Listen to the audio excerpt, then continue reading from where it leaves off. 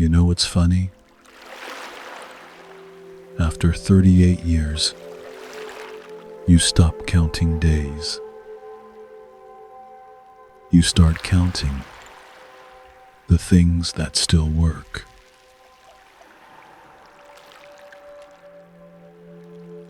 This morning, I woke up the same way I always do.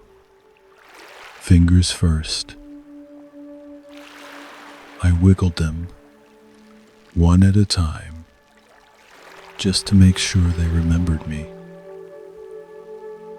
Thumb, index finger, middle, they all moved. Good.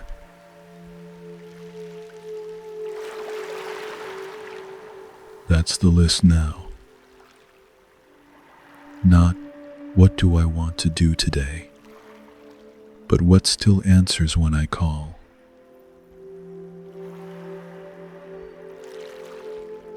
The lights coming in through the colonnade, same as every morning. It starts at the far pillar, that one with the chip in the base, and then it crawls. Slow. So slow you wouldn't notice unless you'd been watching it for, I don't know, 13,000 mornings. There it is. Old Matthias. 2 mats to my left. His cough is my alarm clock. 3 barks, then a wheeze, then silence while he catches his breath. I've heard that cough so many times I could probably do it myself.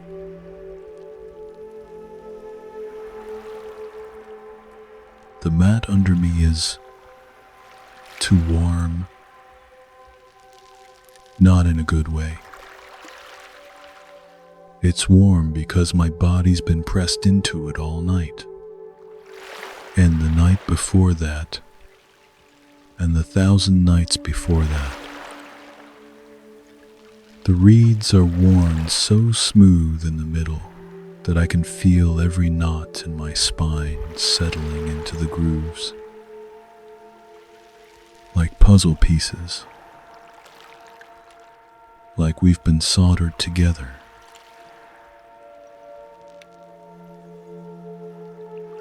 I don't know where I end anymore, and where this mat begins.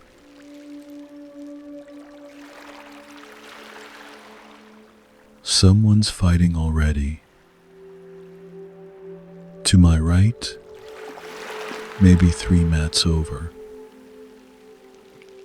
A woman's voice, high and thin, like a string pulled too tight.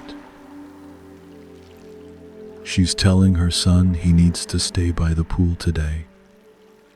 Not her. He's saying he has work. She's saying she's dying.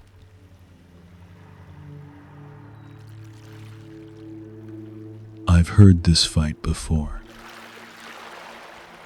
Different voices, same words. Everyone here is dying, and everyone here has someone who's too busy to stay.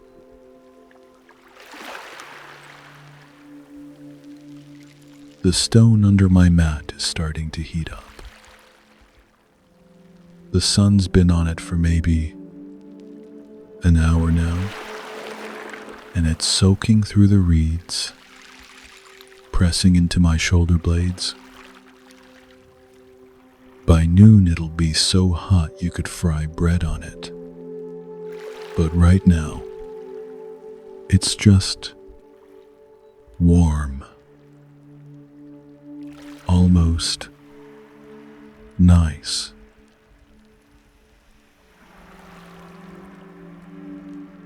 I turn my head to the left. Slow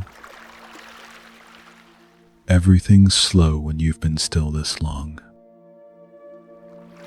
The courtyard's already filling up with the morning crowd.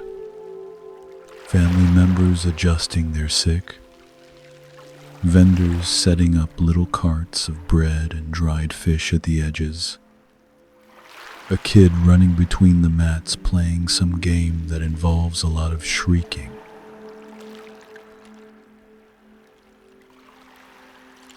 That kid's going to trip over someone. He always does. Then there will be yelling, and his mother will drag him away by the ear, and it'll be quiet again for maybe 10 minutes.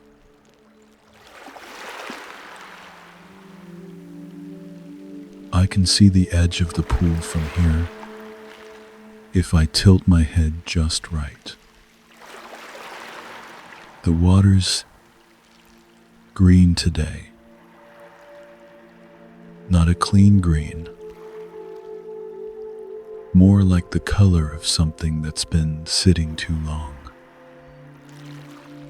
It laps against the stone with this tired little sound, like it's as bored of being here as I am.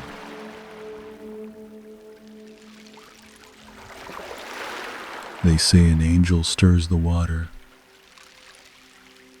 They say when it moves, the first person in gets healed.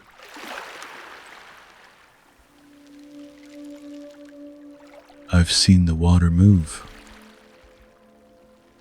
Twice, maybe 3 times a year.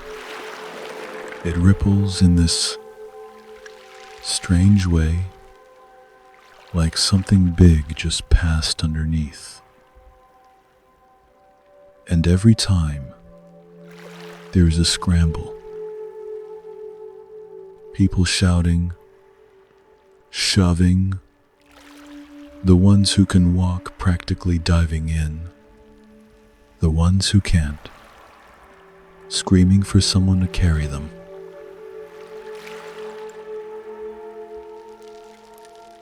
I don't scramble anymore. I did. The first few years. I drag myself to the edge with my arms, fingernails scraping stone, shoulders burning, and by the time I got there, someone was already in the water, already claiming their miracle.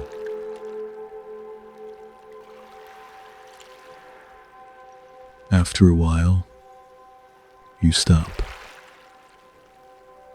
Not because you don't want it anymore, but because wanting it and not getting it hurts worse than just lying still.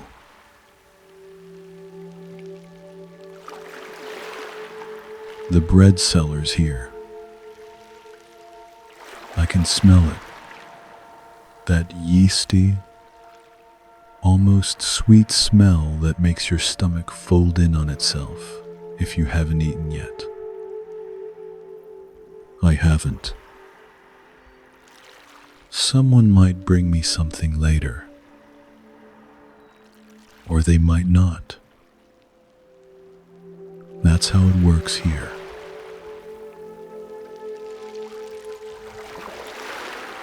Charities, unpredictable.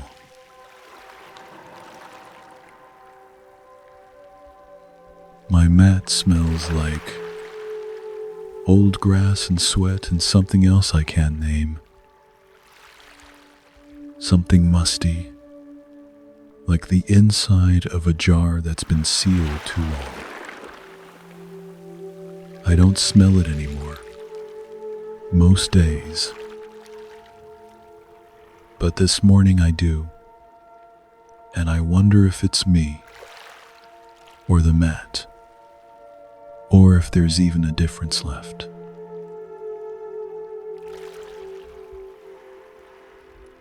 I close my eyes. The light's on my face now, warm and orangey through my eyelids. It'll move across my chest in another hour, then down to my legs, then it'll be gone.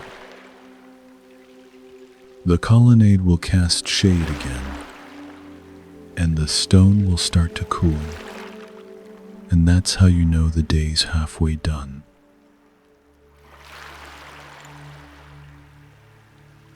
"38 years.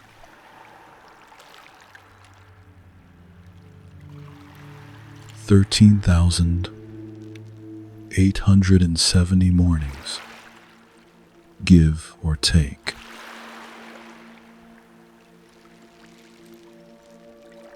I stopped asking why me around year 12. I stopped asking how much longer around year 20. Now I don't ask anything. I just lie here and count the things that still work and wait for the light to move.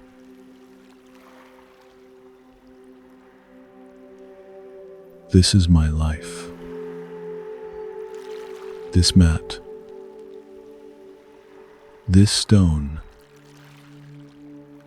This waiting.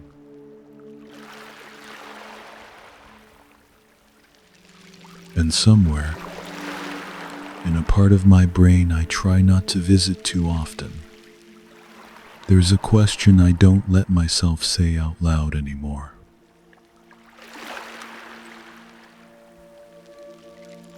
What if it never ends?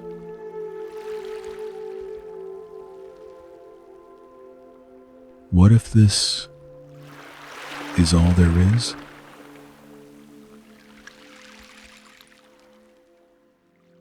I hear footsteps.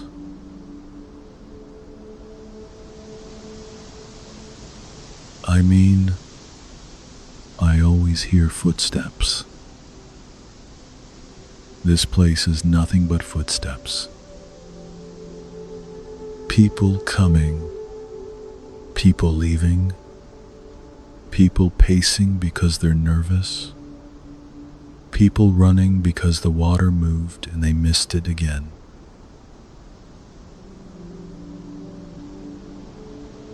But these footsteps are different.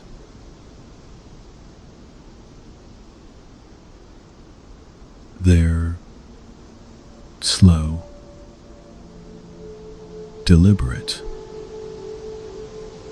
not the hurried slap of someone late for something, or the shuffle of someone old. Just steady, like whoever's walking has nowhere else to be.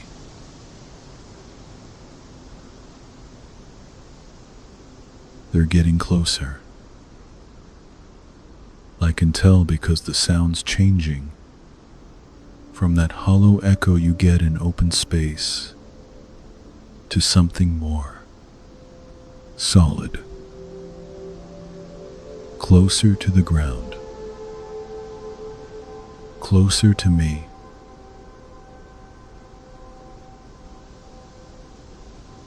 I don't look up. There's no point. Looking up costs energy, and energy is something I ration now, like water in summer.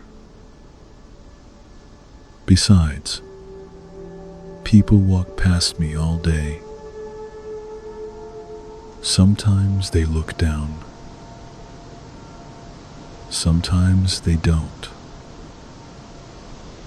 Either way, they keep walking.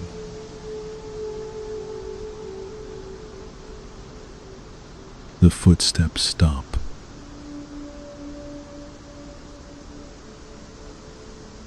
Right at the edge of my shadow. I can see them now, in my peripheral vision. 2 bare feet, dusty from the road, toes slightly splayed like they're used to walking long distances. The hem of a robe, undyed linen, the kind that's been washed so many times it's gone soft.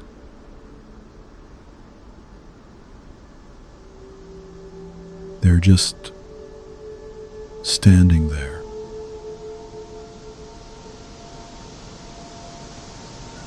Most people, when they stop, there's this tension in their feet. You can see it in the way their weight shifts is less than hay shown. Zero hash is greater than heel to toe, like their body's already preparing for the next step. Like they're only pausing, not staying.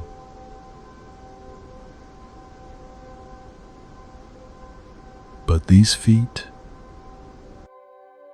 they're planted,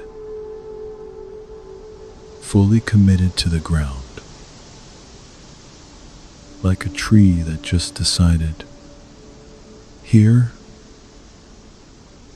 this is where I'm standing.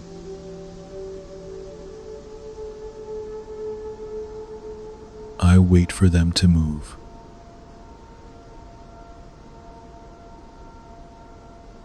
They don't.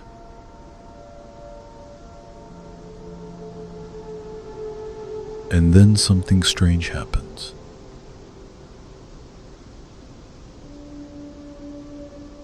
The wind stops.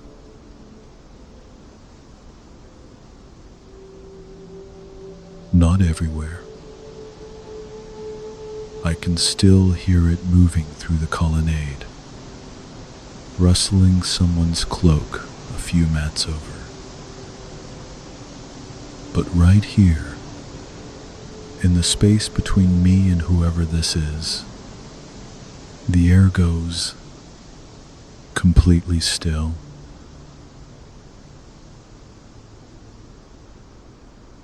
Like it hit a wall.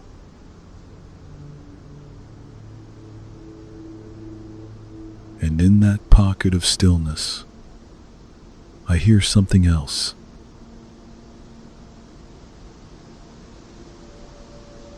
Breathing.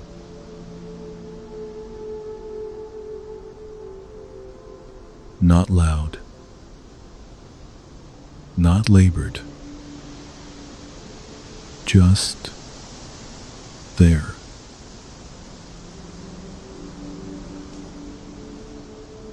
It's coming from about 2 feet above me, maybe a little to the right. In and out, slow and even, like the person breathing isn't thinking about it at all. Like they could stand here all day, and their breath would never change rhythm.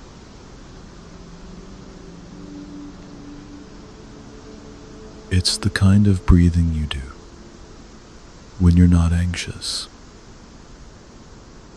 when you're not waiting for something to happen, when you're just here.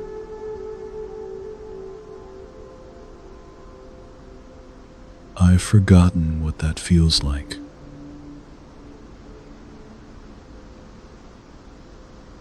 My own breathing is shallow. It always is. Shallow and a little tight, like my lungs are afraid to ask for too much space.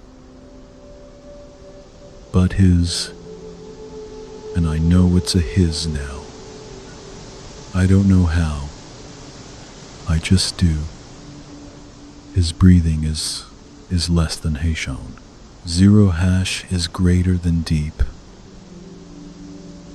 Not like he's trying to be calm.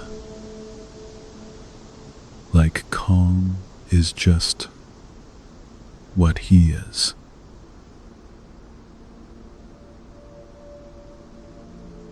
A shadow falls over my face.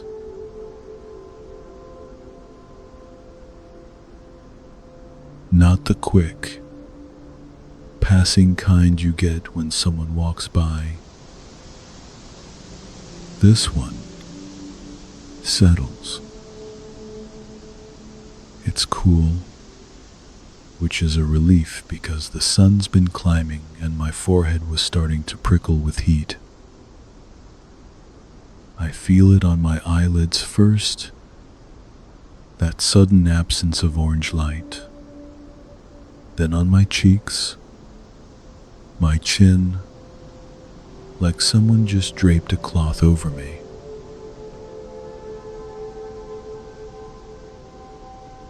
But it's not a cloth. It's a person.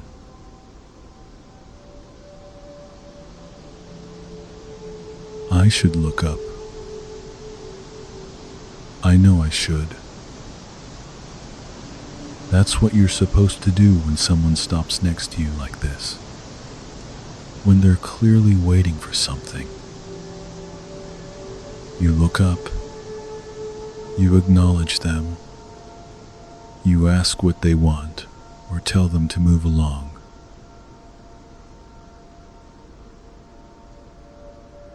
But I don't.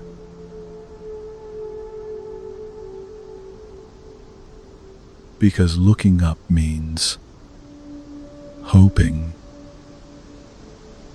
and hoping means being disappointed. And I've been disappointed so many times that my body's developed this reflex now, this automatic shutdown, whenever something feels like it might be good.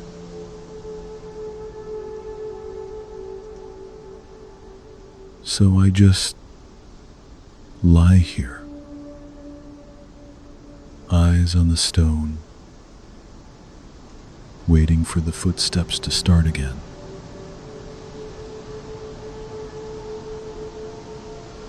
They don't.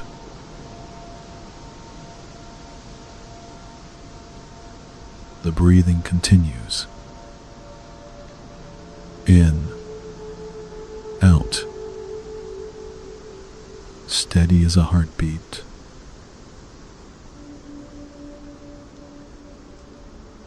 And I start to notice other things.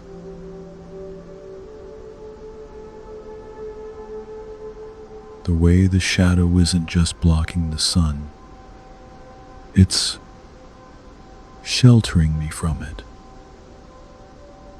The way the air in this little pocket feels. Different is less than hajon. Zero hash is greater than not cooler exactly, but softer somehow. Like the sharpness has been taken out of it.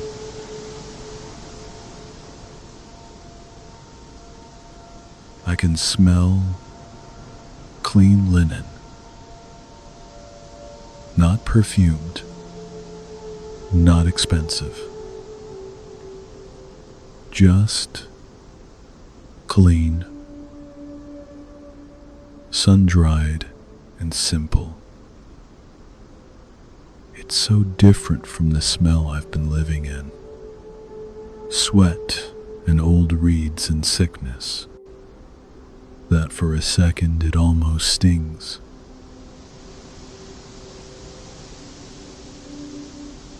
Like my nose forgot.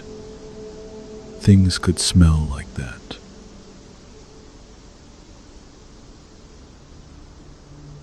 Somewhere to my left, Matthias coughs again. The vendor's still calling out his bread prices. The kid still running between the mats, his mother's voice chasing after him. But all of it sounds far away now. Muffled, like I'm underwater and they're on the surface.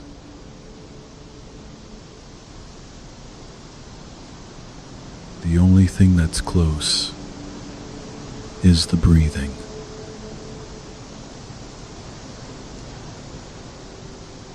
In, out.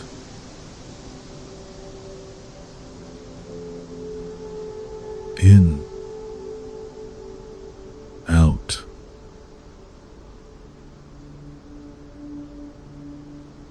And then, so quietly I almost miss it, I hear the fabric move.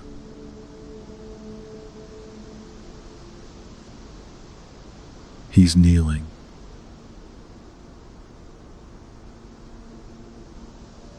Or crouching. Maybe. I can't see. But I can hear the way his robe bunches and folds, the way the hem drags slightly on the stone. And now the breathing is even closer, maybe only a foot away, at the same level as my head.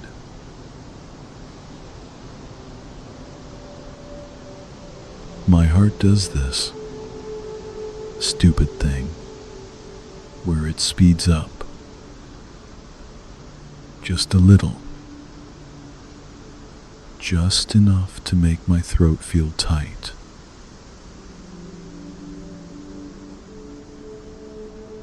Because people don't kneel next to me. They stand over me, or they sit nearby, or they crouch for a second to drop off food. But they don't is less than Heishon. Zero hash is greater than kneel. Kneeling means you're staying. Kneeling means you're getting on my level.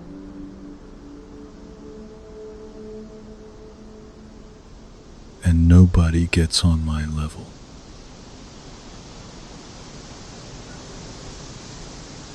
I can see his knee now, just barely, at the very edge of my vision. The fabric of his robe is pooling around it, creating these soft folds that catch the light. His knee is pressing into the stone, full weight, no hesitation.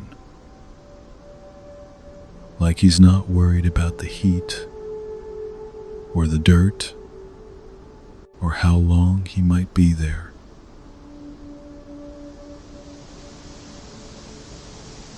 The breathing hasn't changed.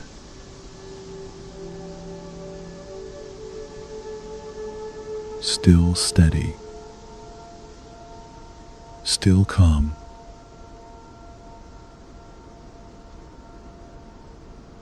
And I realize, with something that feels uncomfortably close to panic, that he's waiting for me to look at him.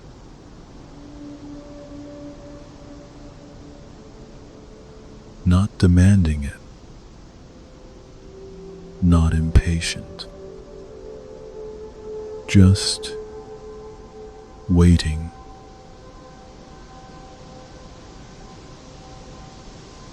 Like he has all the time in the world.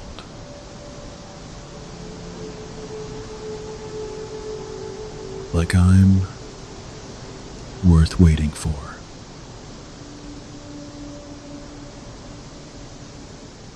My fingers twitch.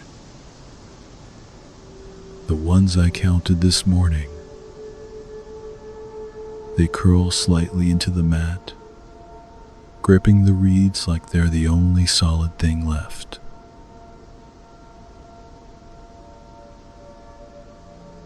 I still don't look up.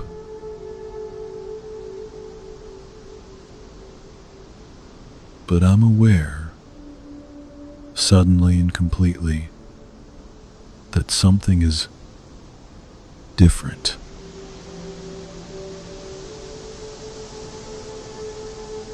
This isn't someone passing by. This isn't someone who's going to glance down, shake their head, and keep walking.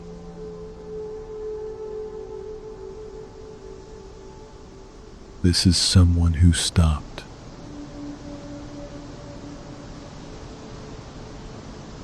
and stayed.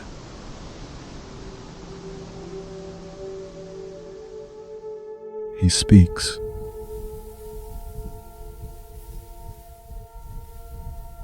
Do you want to be healed?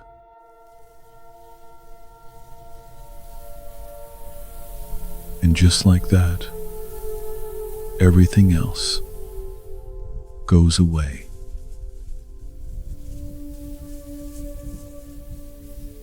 I don't mean it gets quiet. The pool's still there. People are still talking. Matthias is probably still coughing.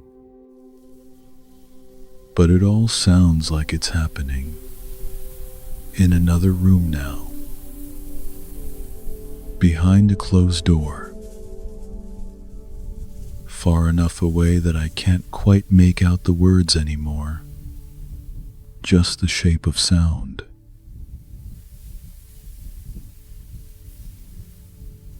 The only thing that's close is his voice.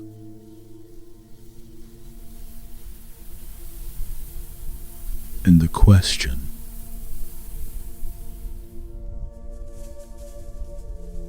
do you want to be healed?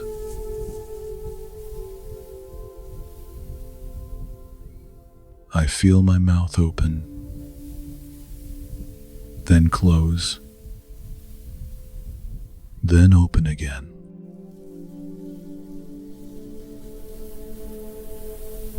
Because that's the stupidest question I've ever heard.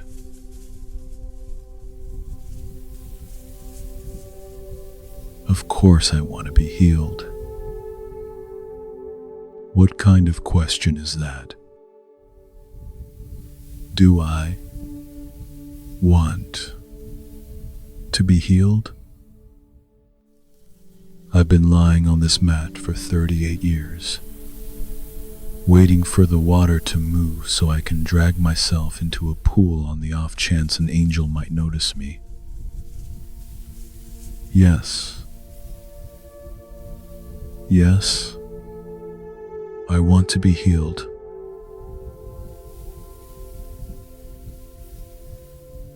But even as I think it, something in my chest goes tight.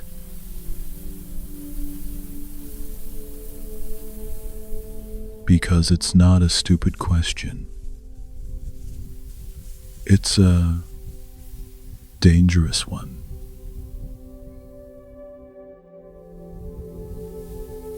He's asking me to say it out loud. To name the thing I've been carrying so long, it's become part of my skeleton. And if I say it, if I actually let the words come out, then I have to feel how much I want it.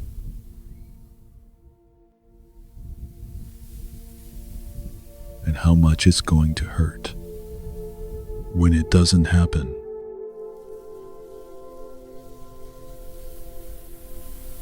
I should just say yes.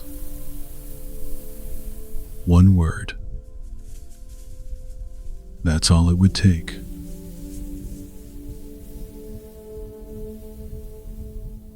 But instead, I hear myself say, "Sir, I have no one to put me into the pool when the water is stirred up."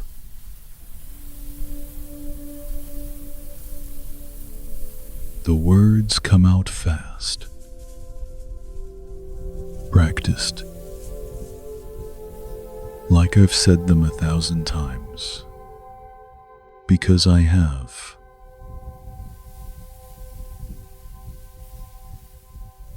While I'm coming, another steps down ahead of me.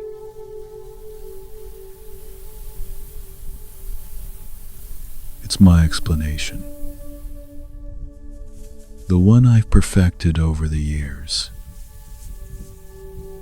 It's not my fault. You see, I've been trying. I just don't have anyone to help. I'm too slow. Someone always gets there first.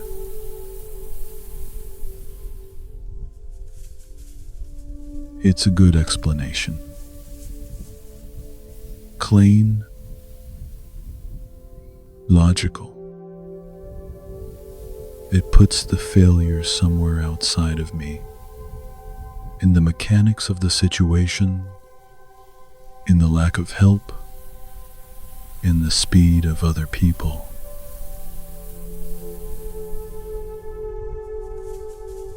I've been saying it so long, I almost believe it.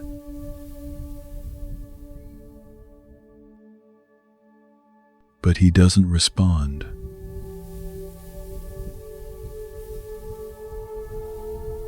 He just stays there, crouched next to me, breathing that same steady rhythm.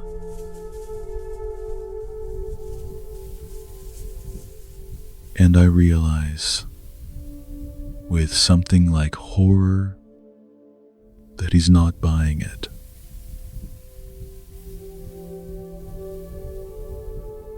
Not because he thinks I'm lying, but because he knows I didn't answer the question.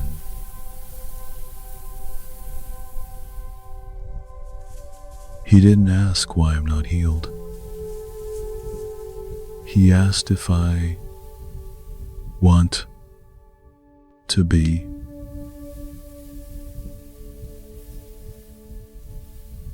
And I just gave him a list of excuses.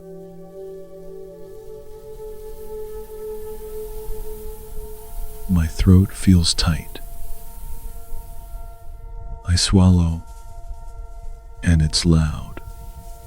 Too loud, like everything about me is suddenly exposed.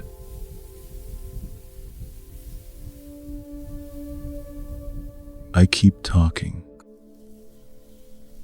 because that's what you do when silence gets too heavy.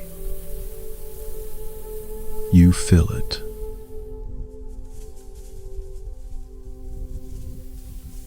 I've been here a long time. I say is less than hash on. 0 hash is greater than, and I hate how my voice sounds. Defensive, like I'm on trial. 38 years. I've tried. I've really tried.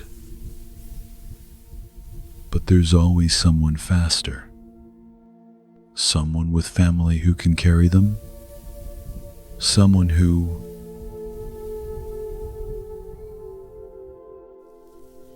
I stop.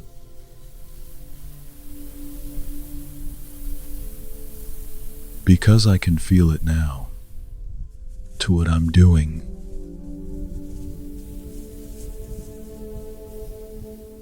I'm building a wall out of words, stacking them up between me and the question, brick by brick, so I don't have to look at what's on the other side.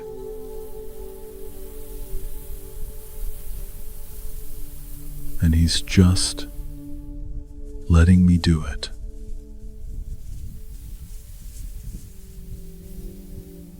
Not interrupting, not arguing, just waiting.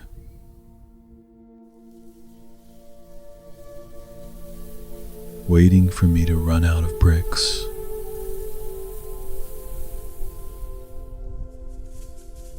I finally look up.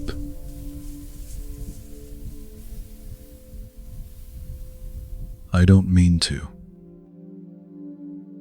My head just turns, like it's gotten tired of resisting.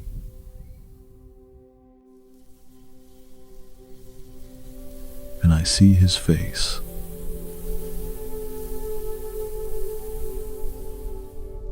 He's younger than I expected. maybe 30, maybe less. Dark beard, dark eyes, the kind of face that's been in the sun a lot but isn't hardened by it. There's dust on his cheekbones, in the creases around his eyes, like he's been walking for days.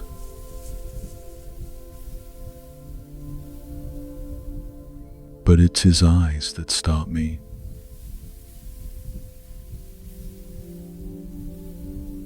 They're not soft, exactly.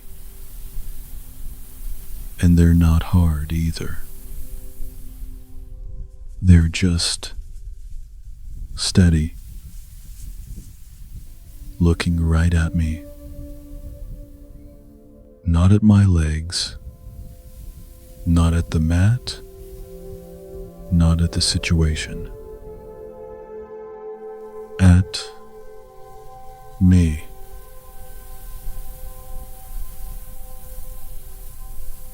And there's no pity in them.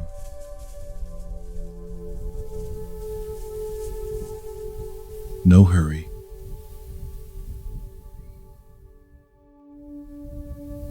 No judgment.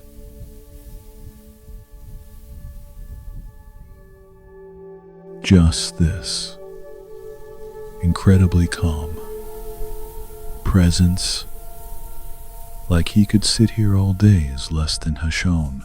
Zero hash is greater than, and it wouldn't cost him anything.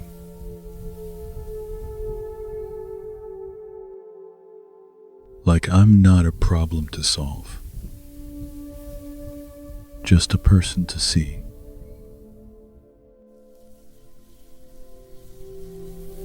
My chest does something strange.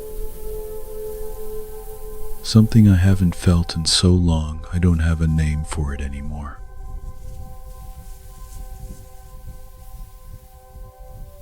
It's not hope. Hope is too light, too fizzy. This is heavier than that.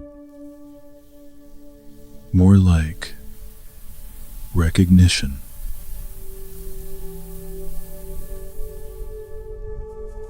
Like my body just realized it's been holding its breath for 38 years.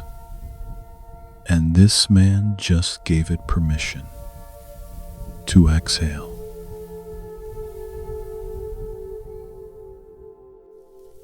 I opened my mouth to say something else. Another excuse probably. Another brick for the wall. But nothing comes out.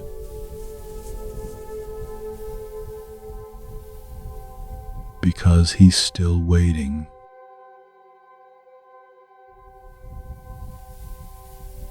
Not for my excuses. Not for my explanations. Not for the list of reasons why I'm still here.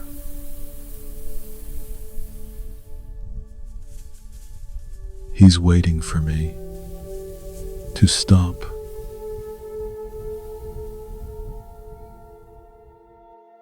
To stop filling the space between us with noise. To stop performing my helplessness. To stop proving that I deserve to be helped.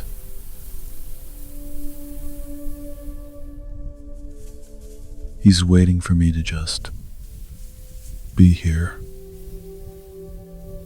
with him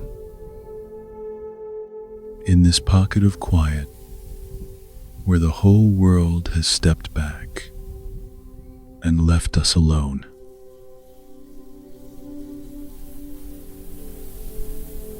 And for the first time in longer than I can remember, I let the silence to stay.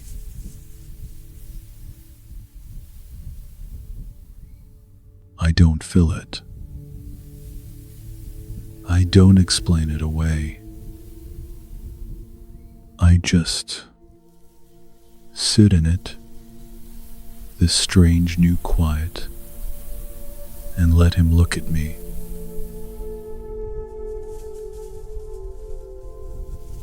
Really look at me.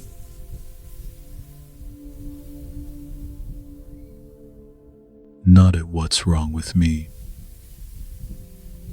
Not at what I need. Just to at me.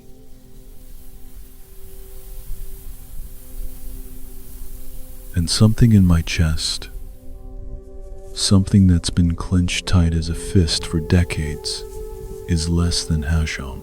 Zero hash is greater than starts to loosen.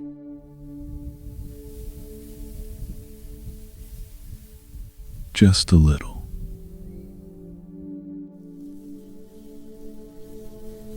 Just enough to let a thought slip through. Quiet and small and terrifying.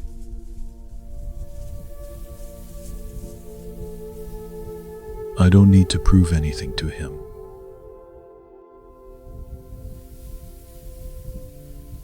I don't need to prove I deserve help.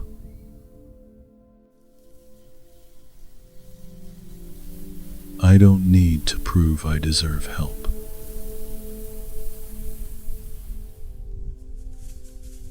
My shoulders, which have been tensed up near my ears this whole time, drop just an inch, maybe less.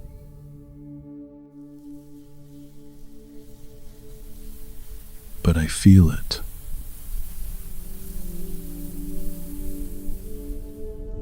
That tiny surrender, that microscopic release.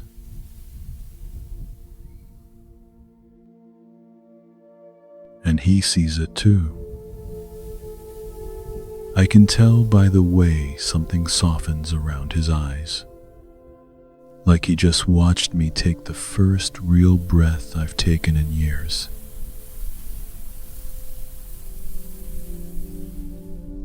He still hasn't moved. Still crouched there, robe pooling around his knee, hands resting loose on his thighs.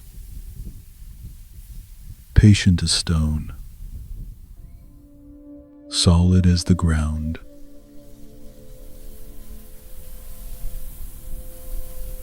And I think, in some dim part of my brain that's still trying to make sense of this,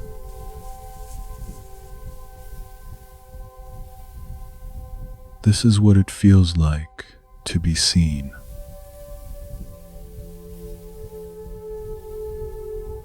Not assessed. Not evaluated. Not measured against what I used to be, or what I should be, or what I might become if I just tried harder.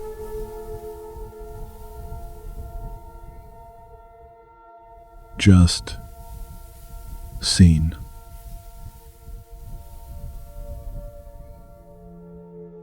For what I am right now, in this moment.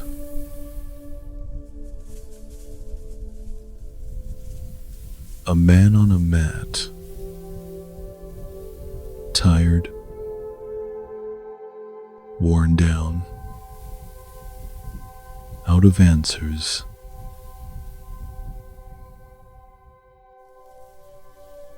And somehow, that's enough.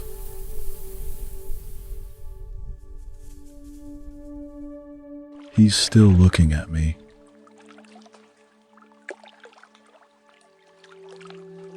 I don't know how long it's been. Long enough that my neck is starting to ache from holding my head up, but I don't want to look away. Something about breaking eye contact right now feels like breaking something else. Something fragile.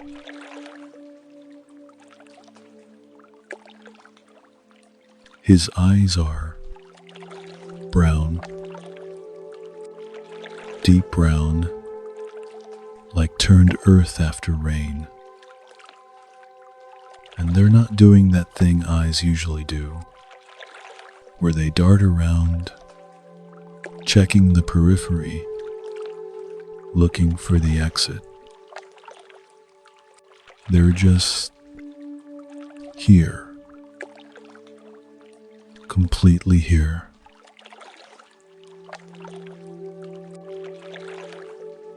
It's unnerving.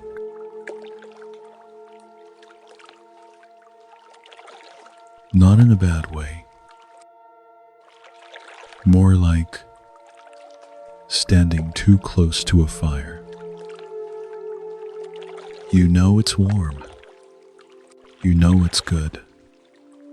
But your instinct is still to step back because you're not used to that much heat.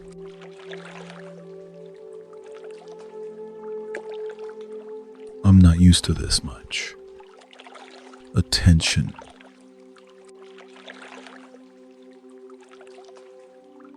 He shifts his weight a little, settling deeper into his crouch. His knee presses into the stone, and I hear the small sound his robe makes as it adjusts, bunching up on one side. The movement is so unhurried, it almost makes me want to laugh.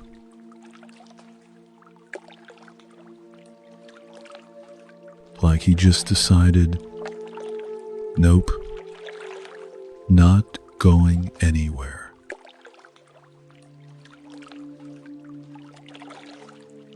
Most people, by now, would have said something else, would have filled the silence with advice or comfort or some spiritual platitude about God's timing. Or they would have just left.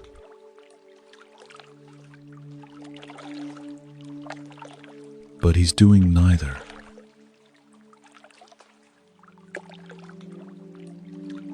He's just waiting.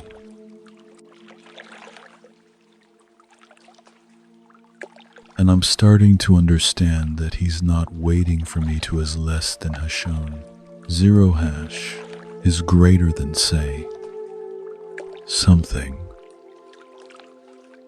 He's waiting for me to stop saying things.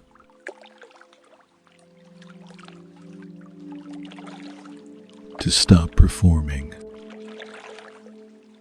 Stop defending. Stop building the case for why I deserve his attention.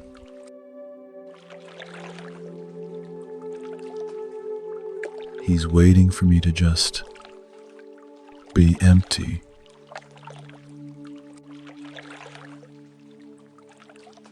I take a breath,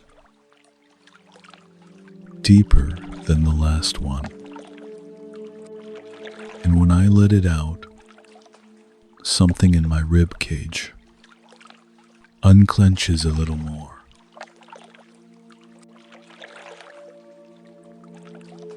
It's strange. I've been breathing my whole life, obviously, but this feels different. Like I've been sipping air through a straw for 38 years, and someone just handed me a cup.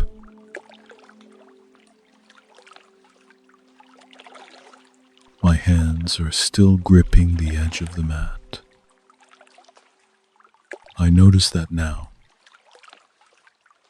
Knuckles, white, fingernails digging into the reed so hard there are little half-moon dents in my palms.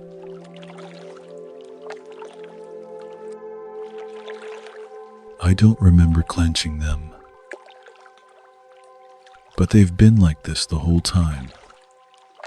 holding on like the mat might float away if I let go.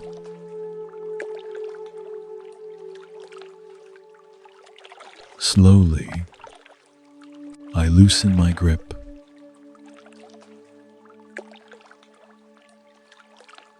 One finger at a time. Thumb first, then index,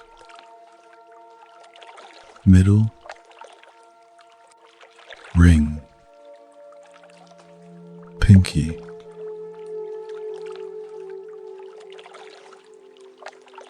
my palms are damp with sweat. The reeds have left red marks across my skin, little lines that fade as I watch.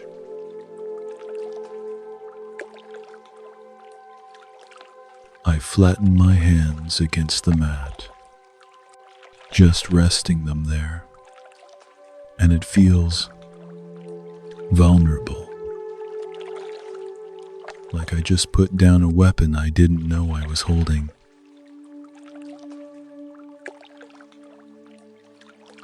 He notices.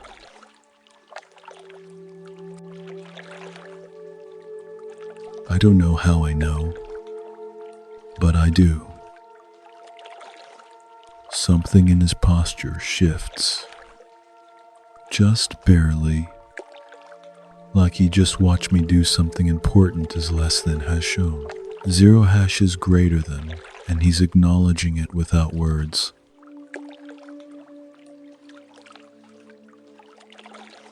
His hands are resting on his thighs, relaxed, palms down, carpenter's hands. I think because there are calluses on the fingertips, rough patches where wood and tools have left their mark.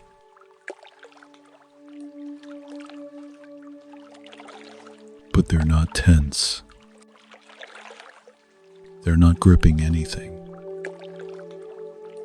They're just there, open and still, like they have nothing to prove either.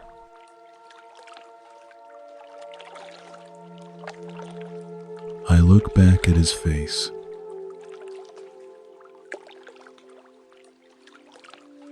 There's a small scar above his left eyebrow,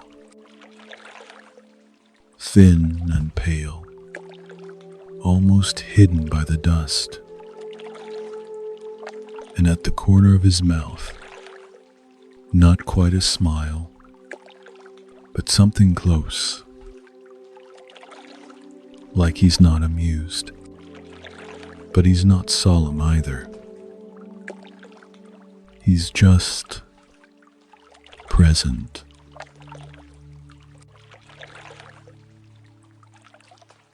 Completely, utterly present.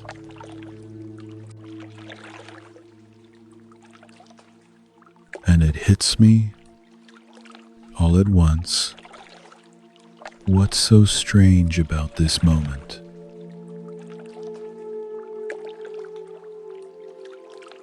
He's not trying to fix me.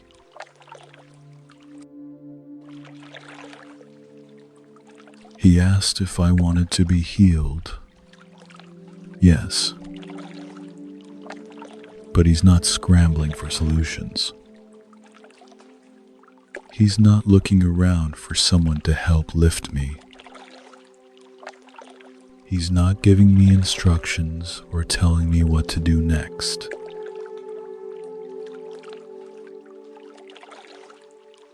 He's just here with me in the mess of it.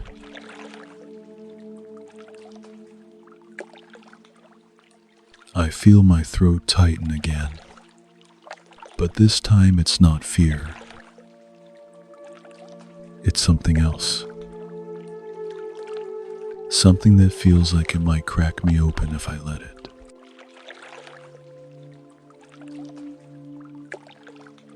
When's the last time someone just sat with me?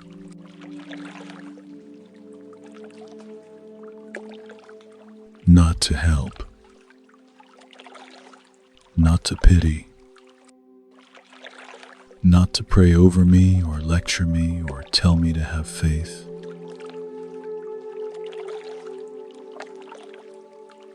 Just 2 is less than hash on. 0 hash is greater than be here.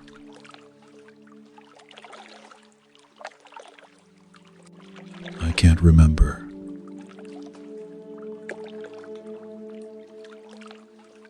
Maybe never.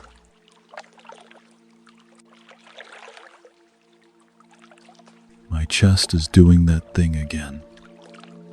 That loosening thing, like a knot being teased apart 1 thread at a time. And with each thread that comes undone, there's more space, more room to breathe, more room to just exist without having to justify it.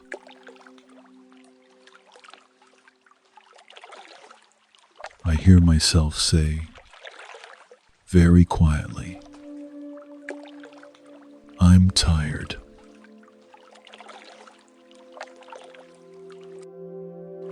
It's not what I meant to say. Or maybe it is. I don't know.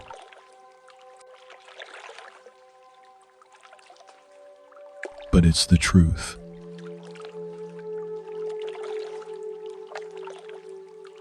Not, I'm tired of being here, though I am.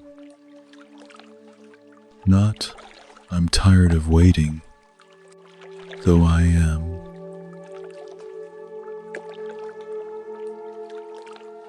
Just, I'm tired.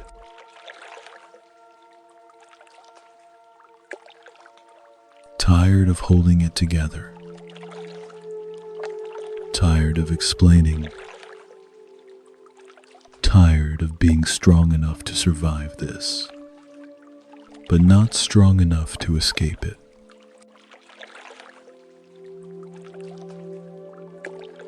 Tired of being the person on the mat who has to convince everyone, including myself, that I still deserve to take up space.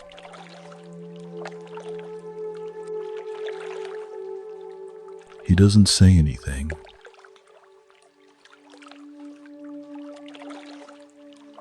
Doesn't rush to reassure me.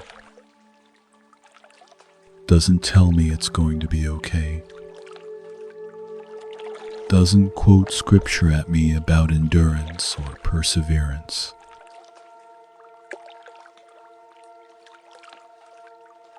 He just nods.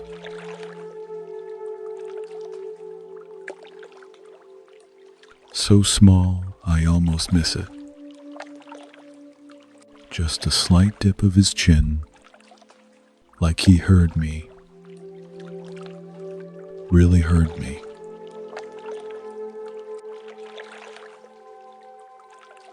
And that tiny gesture does something catastrophic to the wall I've been building.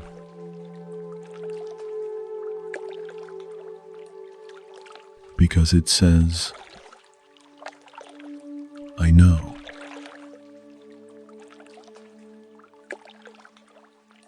Not, I understand, which is what people say when they don't.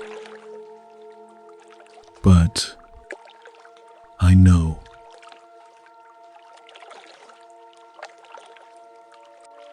Like he's been tired too. Like he knows what it costs to keep showing up in a body that won't cooperate, in a life that won't change.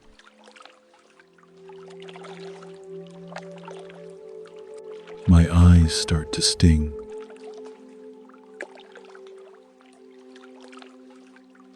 I blink fast, trying to push it back, but a tear escapes anyway. Just one. It rolls down the side of my nose, catches in my beard, and I feel it there, warm and then cool as the air touches it.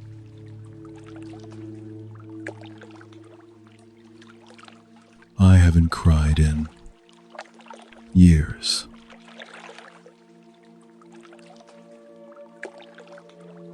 You learn not to after a while. Tears don't change anything. They just make people uncomfortable, and then they leave faster.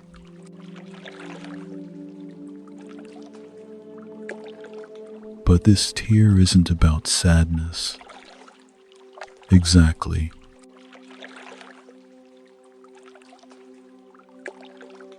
It's about relief.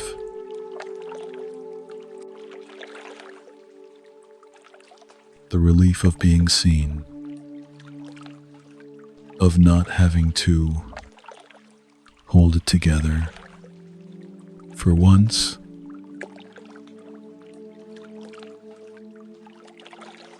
Of someone staying, even after I admitted I'm tired.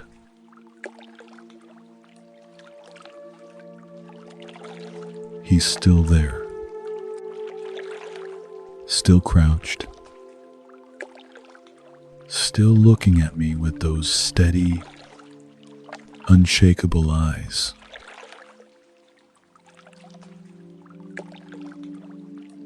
And I realize something that feels too big to fit inside my chest.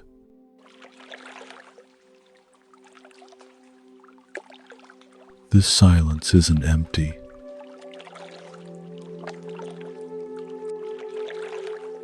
It's not the silence of being forgotten, or ignored, or left behind.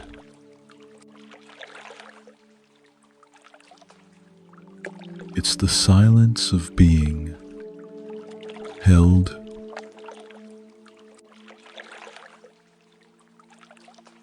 like the space between us is, or full of something I can't name but I can feel.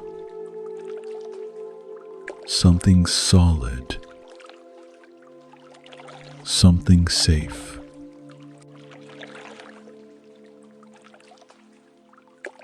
Something that says, you don't have to be anything other than this.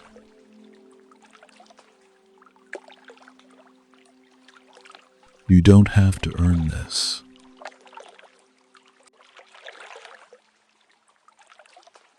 You don't have to prove you're worth my time.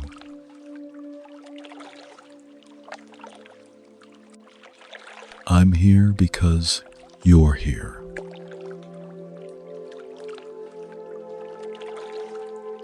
And that's enough.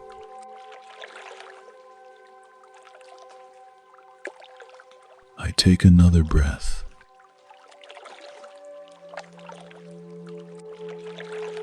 Deeper this time.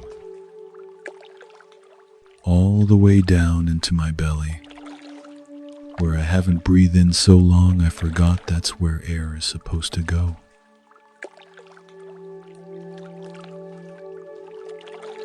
And when I let it out, slow and shaky, I feel my whole body soften.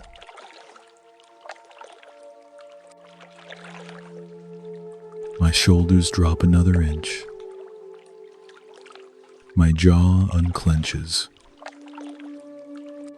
Even my legs, useless as they are, seem to settle differently against the mat, like they're not fighting gravity anymore.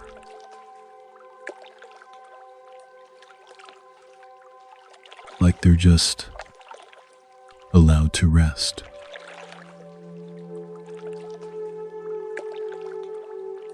He's still waiting.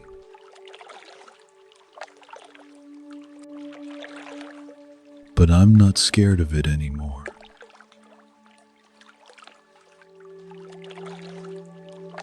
He takes a breath.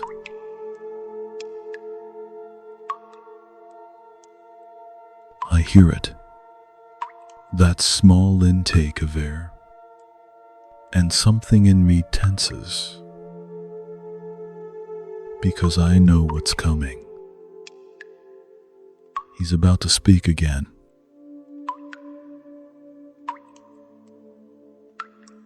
And whatever he says next is going to change something.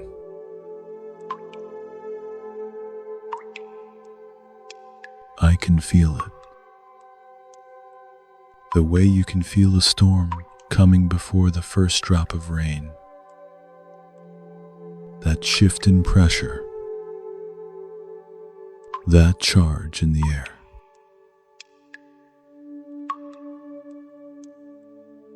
My fingers twitch against the mat. Not gripping this time. Just aware.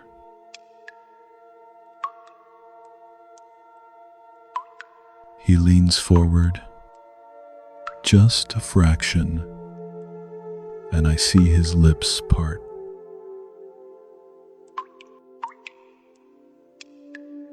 Stand up.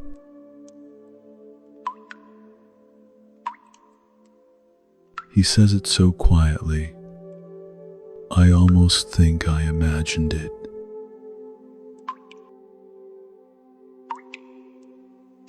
Pick up your mat and walk.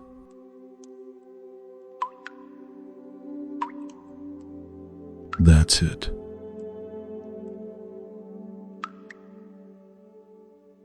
No preamble. No build-up.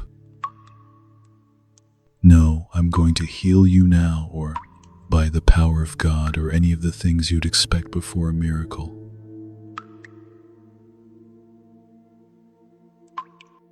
Just instructions.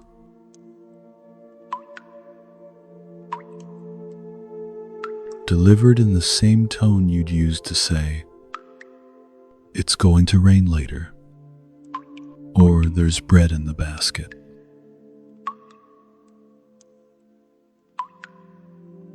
Flat. Matter of fact. Like he's not asking me to do the impossible.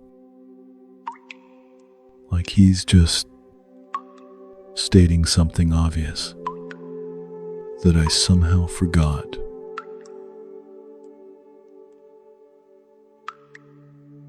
My brain stalls.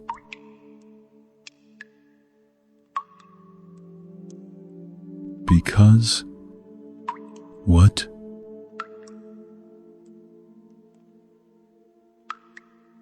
Stand up?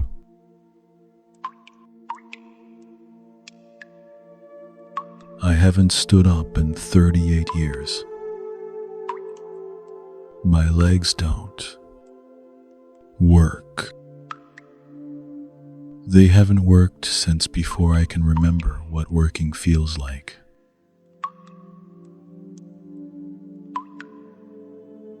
I open my mouth to tell him this, to explain, to remind him that he's talking to the wrong person, that I'm the one who can't get to the pool, is less than Hashon.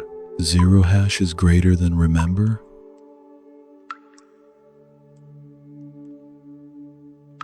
But the words don't come.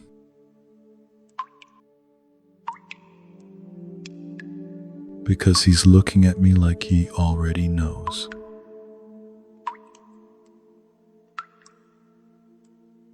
Of course he knows. He's been crouched here watching me lie on this mat like a piece of furniture. He knows I can't stand.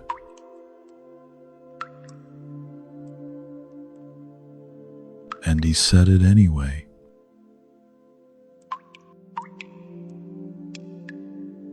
I stare at him.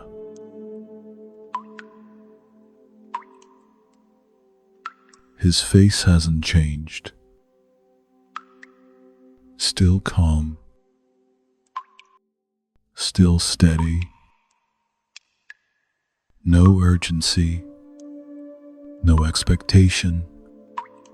No, come on, you can do it energy.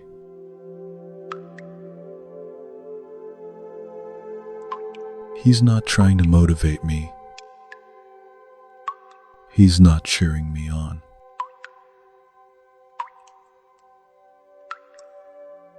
He just said a thing.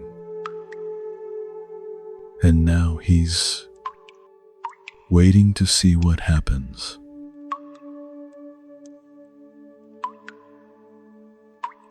Like the outcome is already decided, and we're both just catching up to it.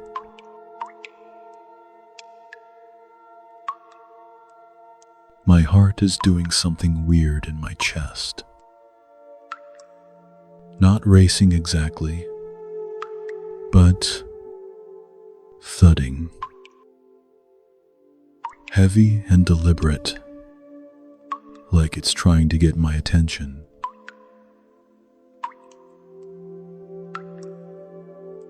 Stand up.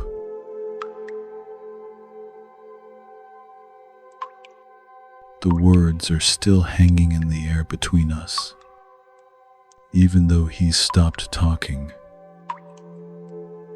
I can almost see them, floating there, waiting for me to do something with them.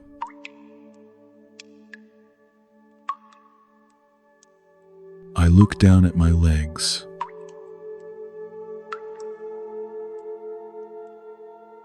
They're thin,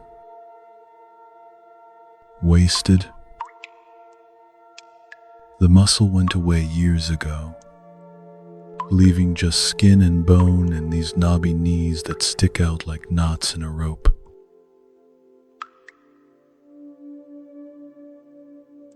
They're useless.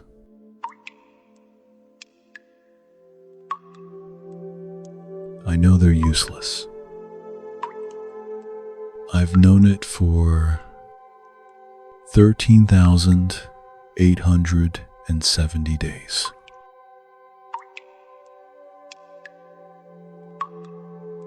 But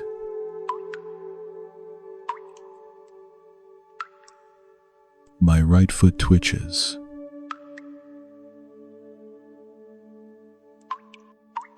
Just barely. Just the toes, curling inward like they're testing the air.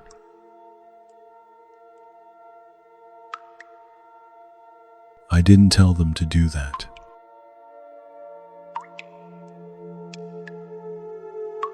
I mean, I did.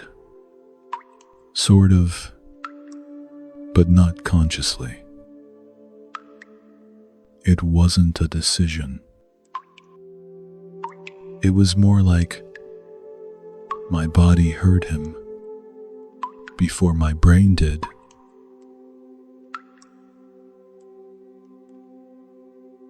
And it responded.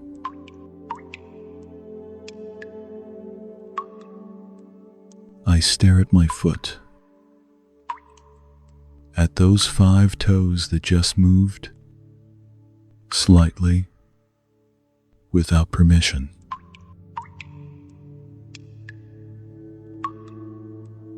Then my left foot. The ankle rolls, just a fraction, like it's remembering something.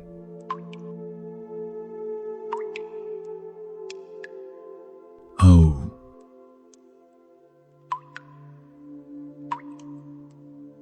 Oh.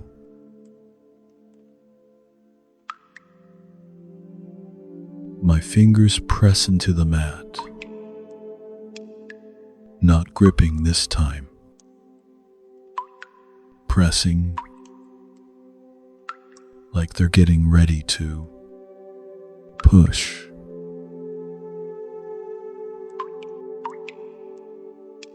I look back at him, and I don't know what my face is doing, but his expression shifts just a little. The corner of his mouth, not quite a smile, but something soft. Something like recognition.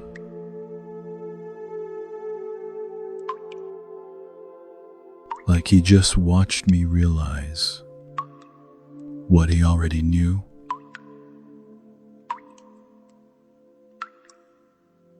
My hands flatten against the mat, palms down, fingers spread.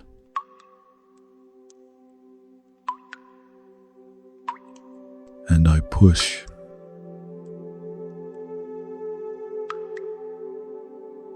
It's not graceful. It's not smooth. My arms shake, my elbows wobble, and for a second I think I'm going to collapse face first into the stone.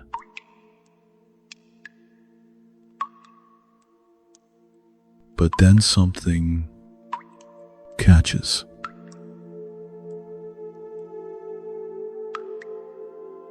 My core. Muscles I forgot I had. They fire just a little, and suddenly I'm upright.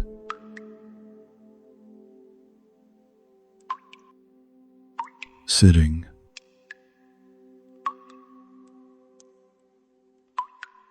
Actually sitting. Spine straight. Head up.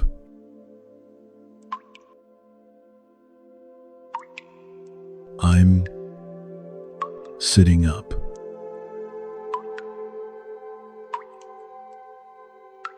Holy.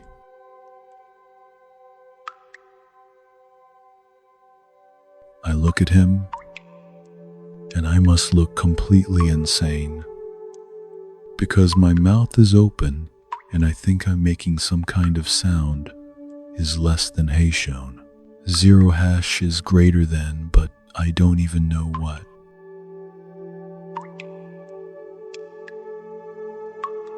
He's still just there, crouched,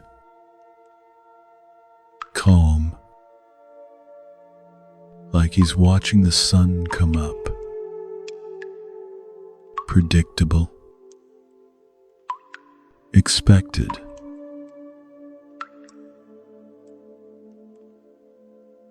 Not like he's watching a man who hasn't moved in 4 decades suddenly sit up.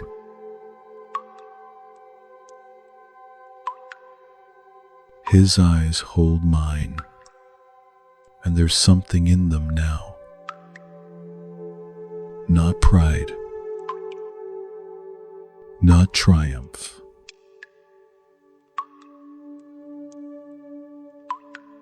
Just this quiet steadiness, like he's saying without words.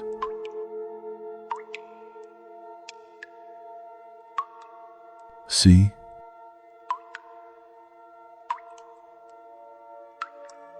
I told you.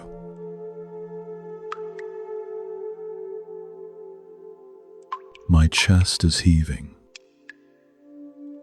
My hands are trembling where they're pressed into the mat. And somewhere in the back of my mind, there's this tiny voice screaming, "How is this happening? What is happening? This isn't possible."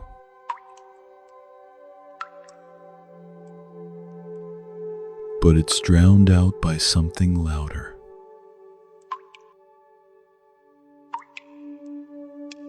Something that feels like waking up.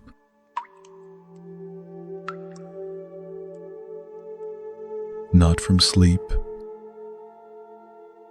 from something deeper than sleep, from the kind of unconsciousness you fall into when hoping hurts too much, so you just stop.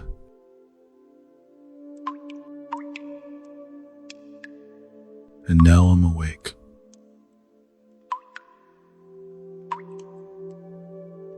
My body is awake.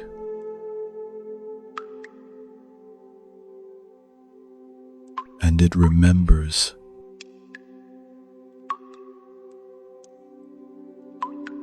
I don't know how long I sit there, just breathing, feeling my spine hold me up, feeling my lungs expand without the weight of the ground crushing them.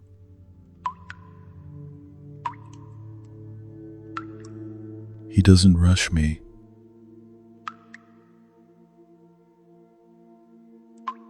Doesn't say, "Okay, now stand." Doesn't clap his hands and cheer.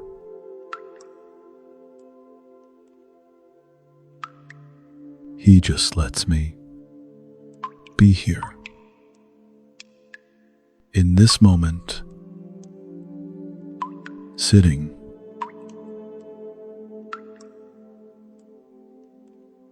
Which is maybe the kindest thing anyone's ever done for me.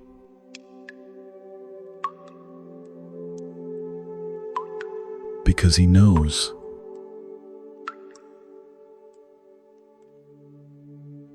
He knows this isn't just about standing up. It's about realizing that my body isn't my enemy, that it didn't betray me,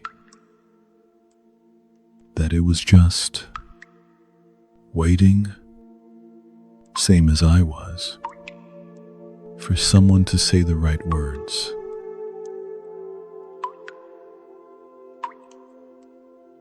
Stand up.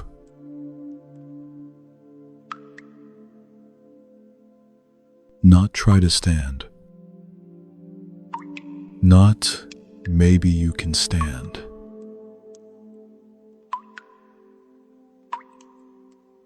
Just stand.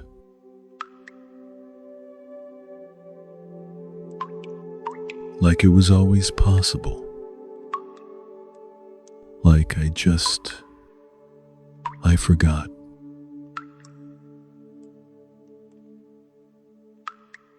I look at my hands, still pressed into the mat, and I see they're not shaking anymore.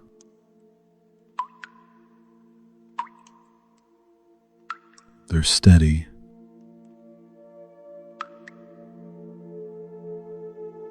My whole body is steady.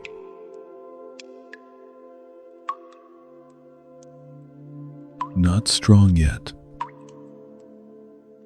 Not powerful.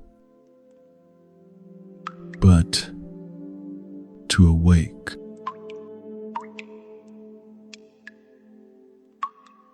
And waiting to see what happens next.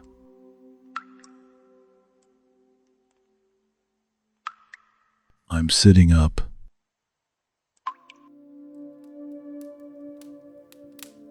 That fact keeps hitting me over and over like waves.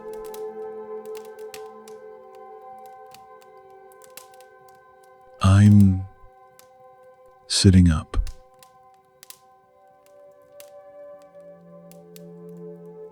My hands are still on the mat, palms pressed flat against the surface that's been my entire world for longer than some people live.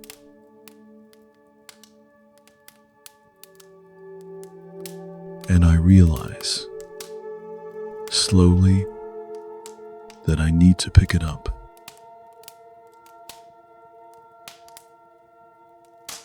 He said that, didn't he? Pick up your mat.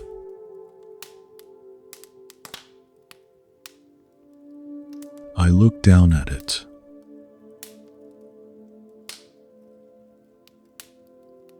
I never noticed that before. Or maybe I did and just stopped seeing it. But now, from up here, from this angle I haven't had in forever, I can see every stain, every worn patch, every place where the reeds have been compressed into a shape that's exactly me.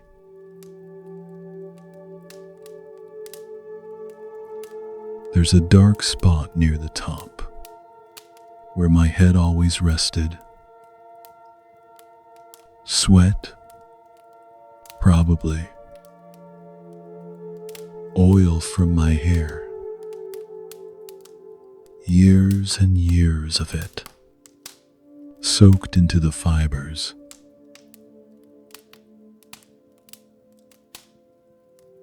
And down near the middle, where my shoulder blades pressed in, the weave is almost smooth, polished by friction,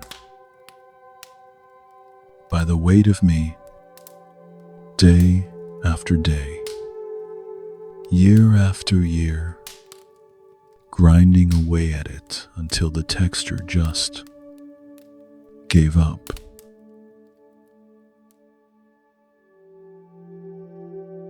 My throat goes tight.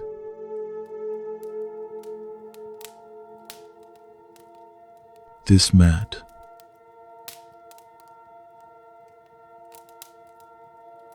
this stupid, ugly, falling apart piece of woven grass.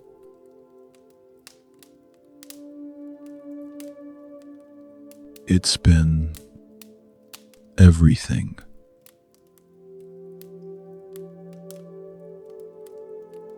My bed, my chair, my table when someone brought food, my shelter when the sun got too hot and I could pull one corner over my face.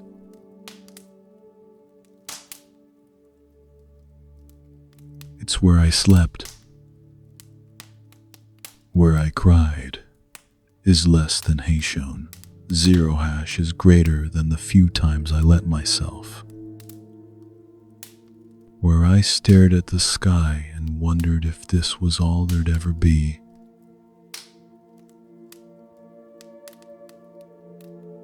It's the only thing that never left.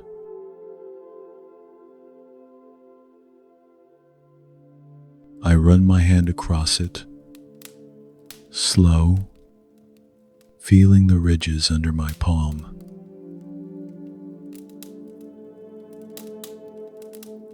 The reeds are brittle in some places, soft in others. There's a frayed edge on the left side where I used to pick at it when I couldn't sleep, pulling out individual strands and letting them fall to the stone.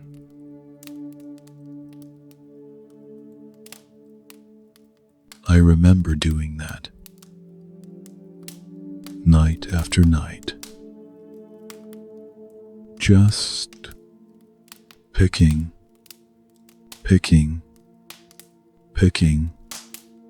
because my hands needed something to do, and there was nothing else to hold on to.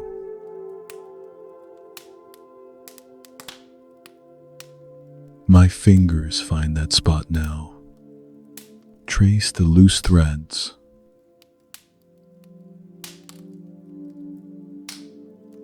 It feels like touching a scar.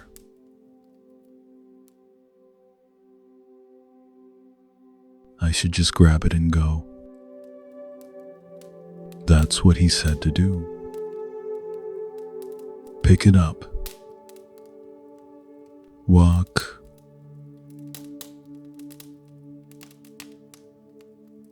But I can't seem to move yet.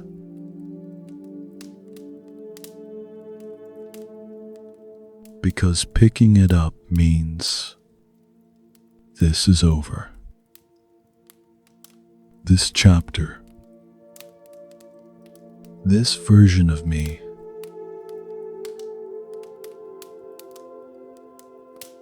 the man on the mat,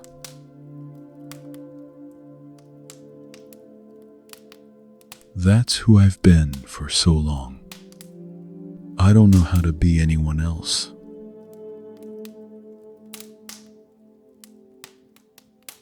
People knew me as that. The one by the fifth colonnade. The one who's been there forever. The one who can't walk.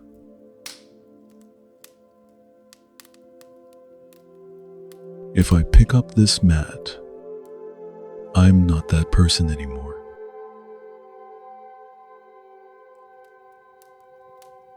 And I don't know who I am without it.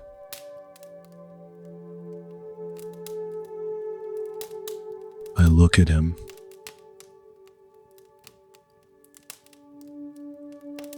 He's still there, still crouched, but something in his posture has opened. His weight shifted back slightly, is less than Haitian. 0 hash is greater than giving me space. Room to do this on my own.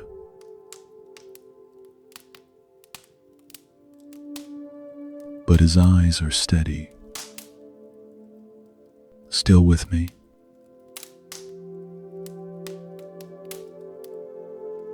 And I understand, in a way that doesn't need words, that he knows what I'm doing right now.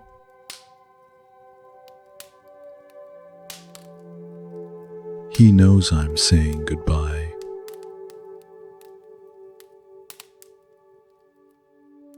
Not just to the mat, to everything it represents.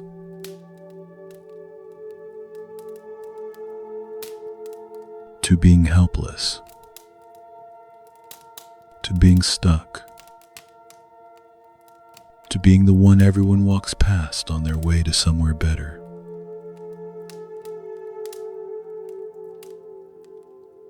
To the identity I built out of waiting.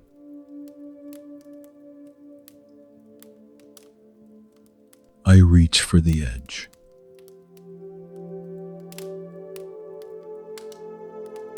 My right hand gets there first, fingers curling around the corner where the reeds are bound together with old twine. The twine is rough, scratchy, and it digs into my palm a little.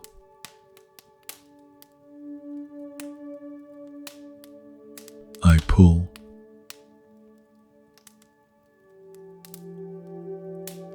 The mat resists at first, stuck to the stone by I don't even know what. Dirt, sweat, time.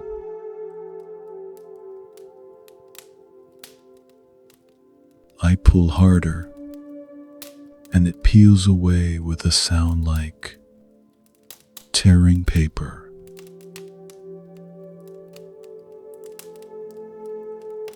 And then they start falling.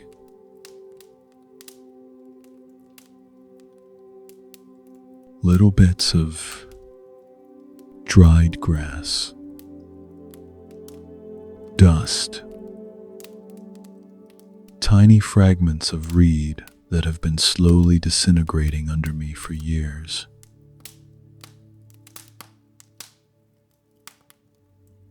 They rain down onto the stone, pattering like the thinnest rain, and I watch them fall.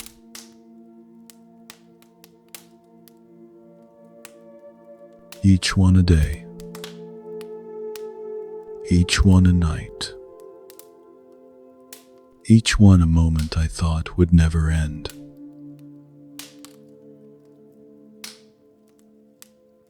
My left hand joins my right, and together they start to roll.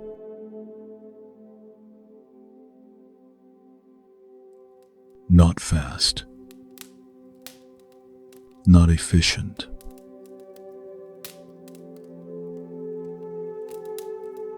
Slow,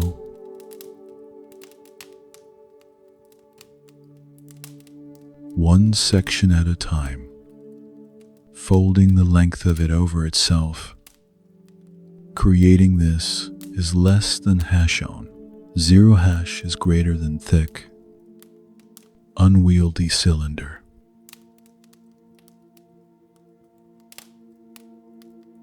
The reeds crackle as they bend. Some of them break, snapping with little sounds like twigs underfoot. More debris falls. More dust.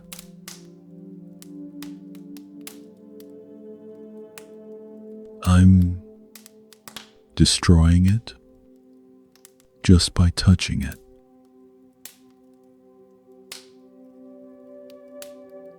Or maybe it was already destroyed, and I'm just finally noticing.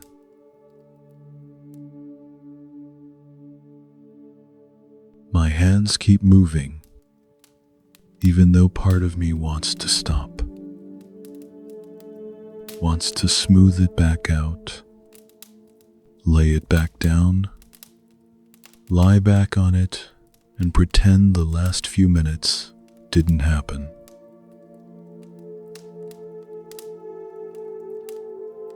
Because that would be easier.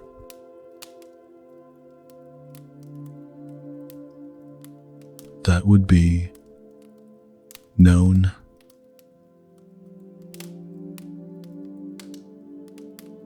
But I don't stop.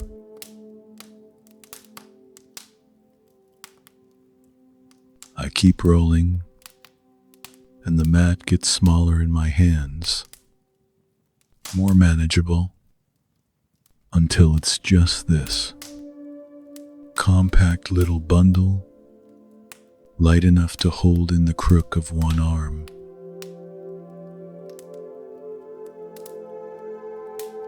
I didn't know it could be this small. All these years, it felt enormous, inescapable. The whole world.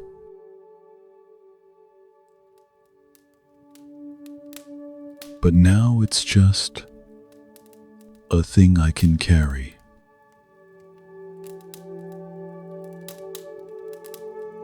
I hold it against my chest for a second, arms wrapped around it, and I smell it.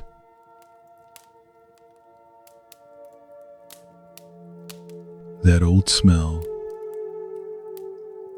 musty and sour and mine.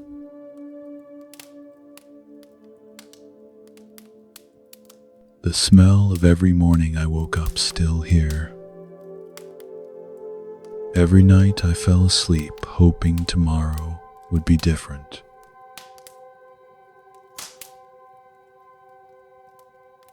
I breathe it in one last time, and then I let the breath out.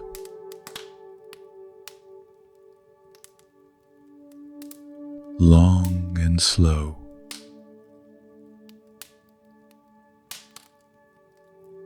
And with it, I let something else go too.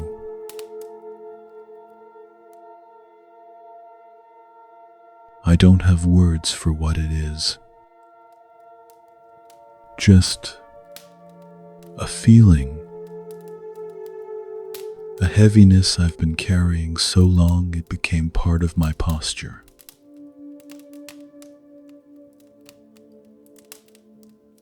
The belief that I had to keep trying.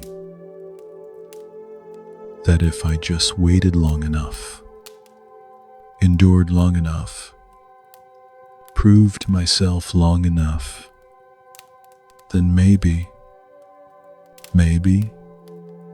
I'd earn the right to be whole.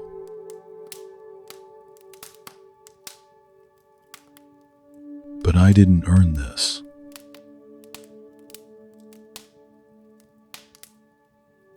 He just gave it to me.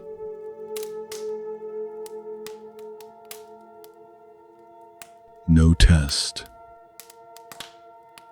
no trial. No, let's see if you're worthy first.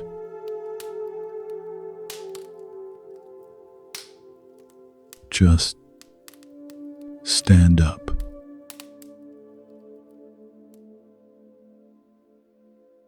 And I did.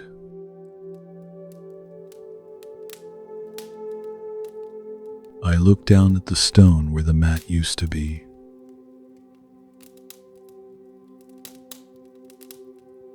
There's an outline,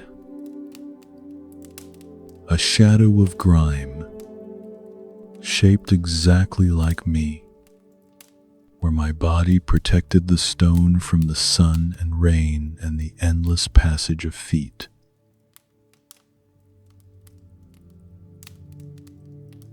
It looks like a grave.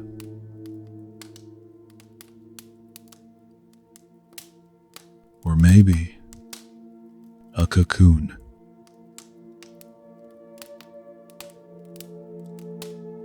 The place where the old version of me used to live.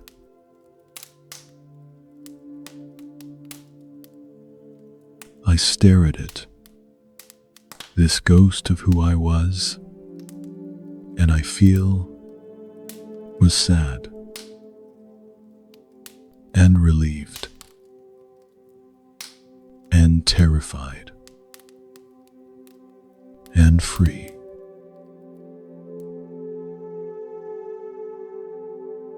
All at once.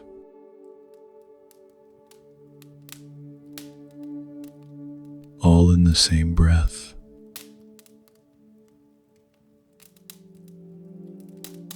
I can say goodbye to I have to keep trying.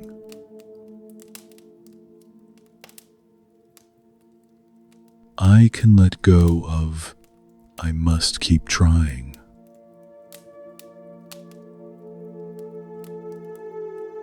I don't have to carry that anymore.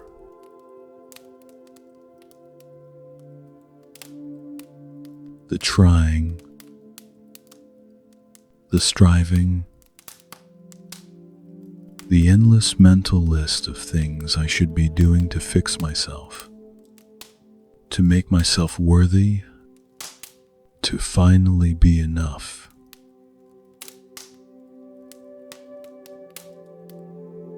I can let it go.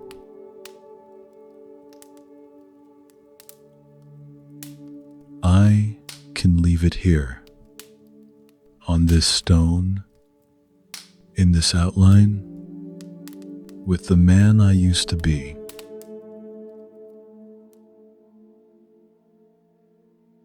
The one who thought his value was measured in how hard he could endure.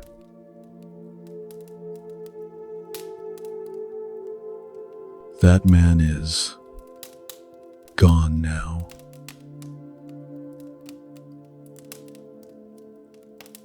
Not because he failed, but because someone saw him and decided he didn't have to be that person anymore.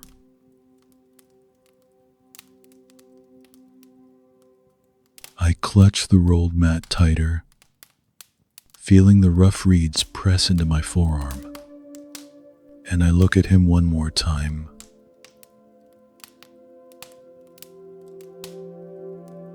He's watching me, still calm, still present.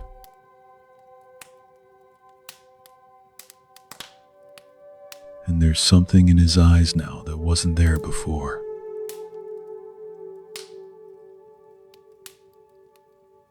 Not pity, not even compassion. Exactly.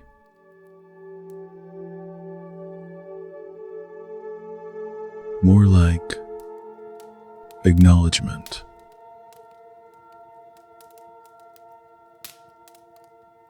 Like he just watched me do the harder thing.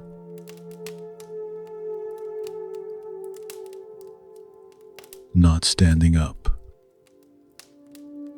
That was easy, comparatively.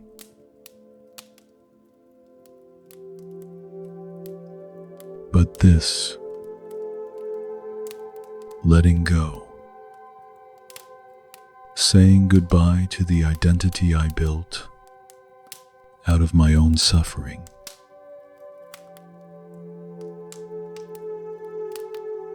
That's the real miracle.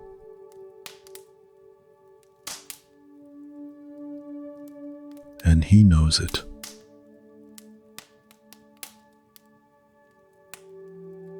I'm still sitting.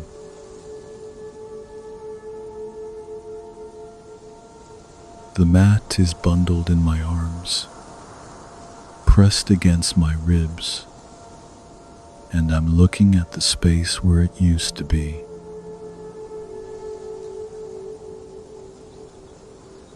That outline on the stone, that shadow,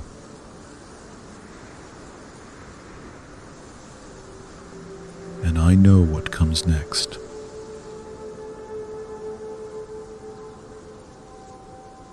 I have to stand.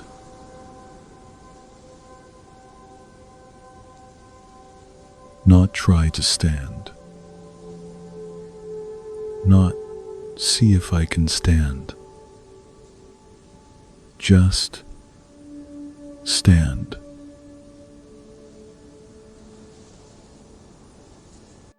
The word sits in my chest like a stone I'm trying to swallow.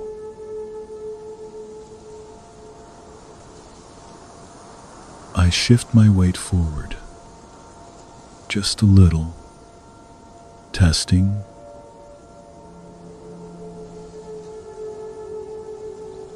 My hands go to the ground, one still clutching the mat, the other pressing flat against the warm stone. I can feel the heat of it, the grit, the tiny pebbles embedded in the surface that I've stared at for so many years. I could draw a map of them from memory.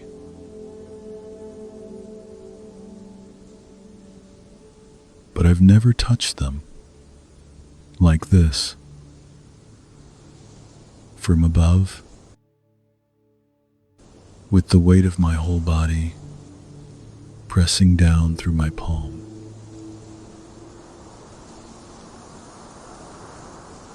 It feels different.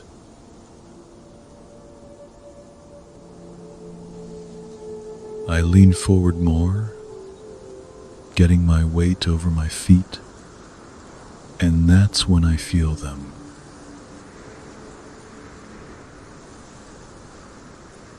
My feet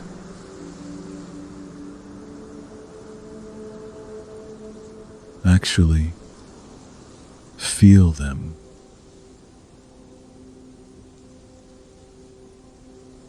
The soles are pressed flat against the stone, and I can sense the coolness of it, the texture, the way my toes are curling slightly for grip, even though I didn't tell them to.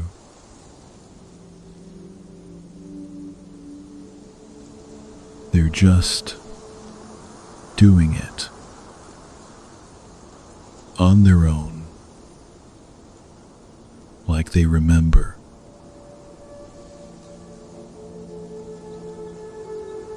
My knees bend.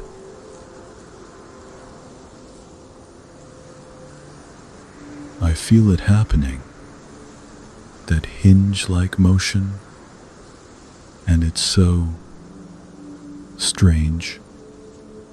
and so familiar at the same time.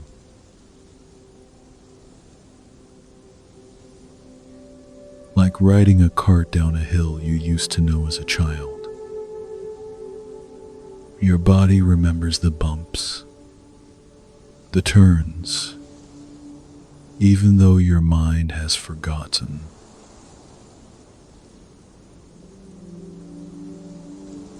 My thighs engage. Muscles I haven't felt in decades suddenly wake up, firing in sequence like lanterns being lit down a dark road.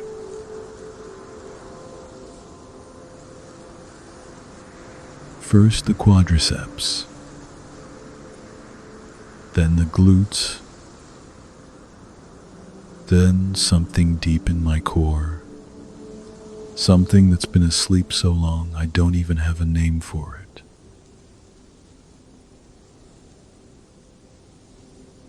And they're all talking to each other. These muscles coordinating in a way that feels like music.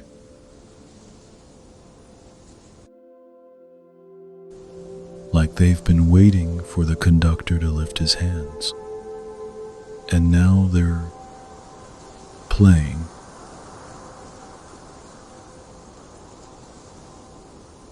I push.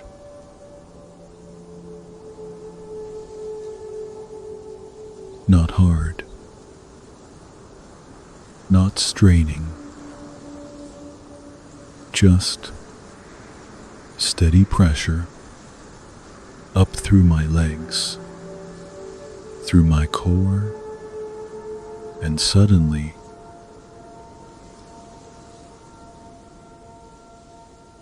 I'm standing.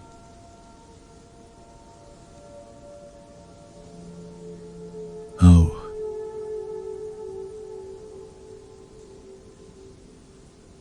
Oh.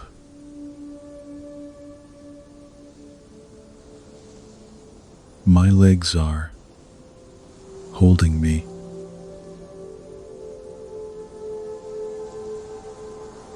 I'm vertical,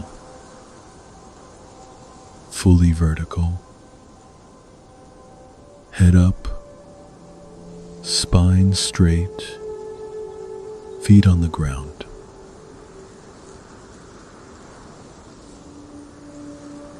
And I'm not falling.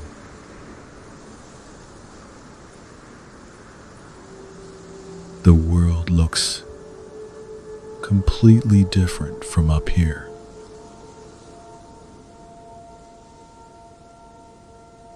I can see over things, over the other mats, over the low wall that separates the colonnade from the courtyard.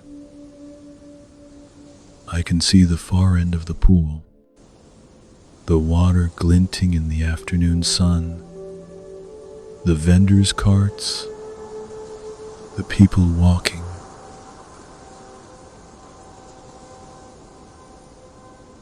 I can see the horizon.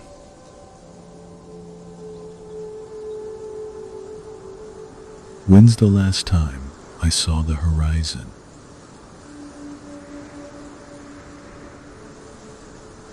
My knees wobble just a little. A tiny tremor that shoots up through my thighs and makes my hips adjust is less than Heijon. Zero hash is greater than compensating. Finding balance.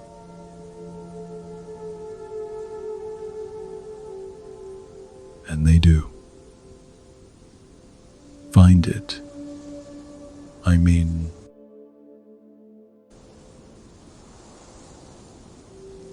my body knows how to do this.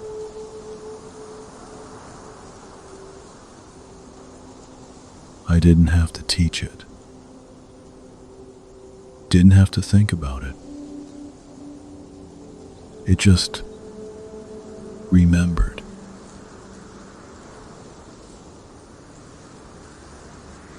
like the information was stored somewhere deep in my bones, in my tendons, in the spaces between my joints, just waiting for permission to come back online.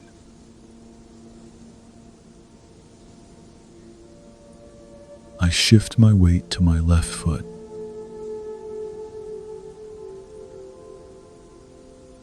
Then my right.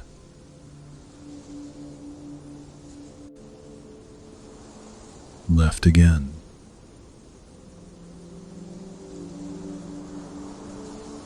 It's such a small thing, this shifting, but it feels miraculous.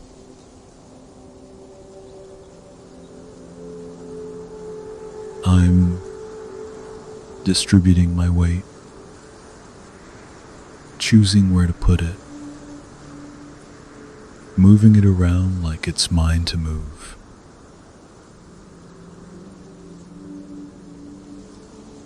Because it is.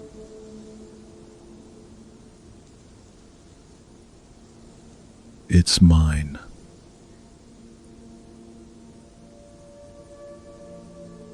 I look down at my feet.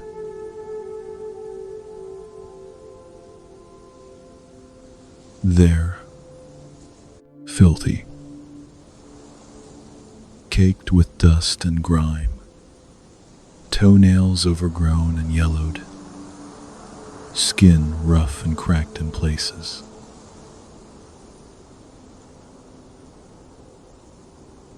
But they're working.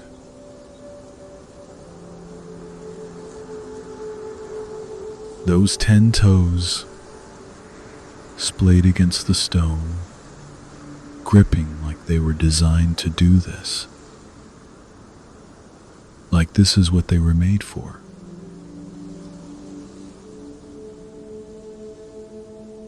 And I guess it is.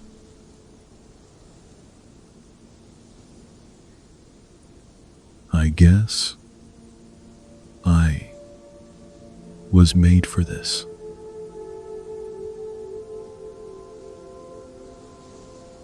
Not to lie down,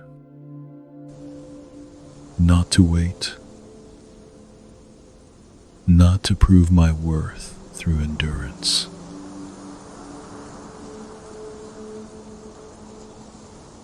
But to stand.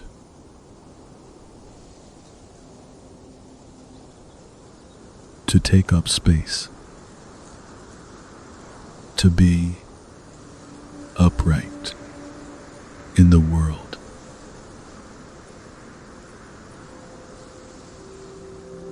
Someone staring at me.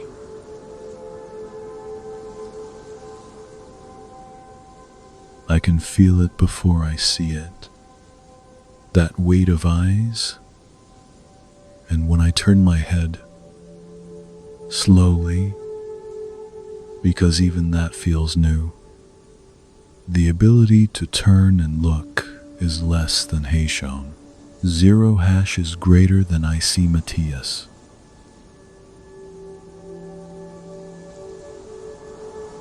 Two mats over,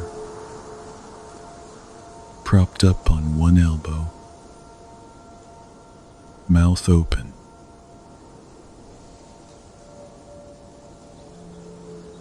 He's looking at me like I'm a ghost.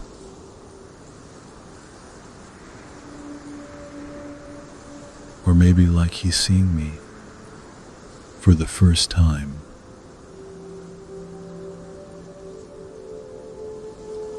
And I realize, with a jolt, that he is.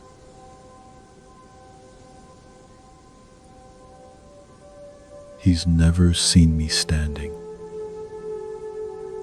Nobody here has. I've been part of the landscape. Furniture, as permanent and unchanging as the stone columns.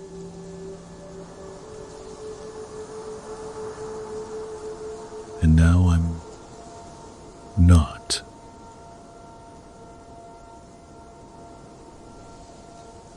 I hear the murmurs starting, spreading like ripples in water.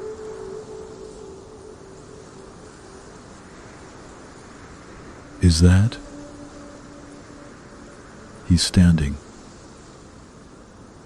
How is he?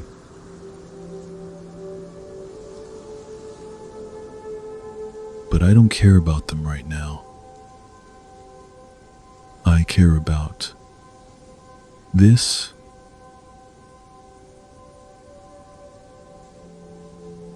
This feeling of my spine holding itself up, of my rib cage expanding with air that doesn't have to fight against the ground,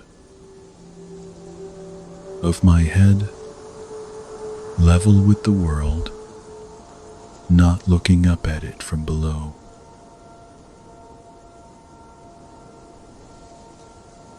I'm not watching life happen anymore.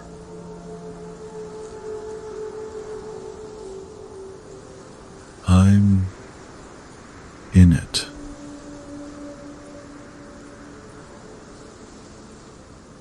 I take a breath, and it goes all the way down, filling parts of my lungs I forgot existed. And when I let it out, it doesn't shake.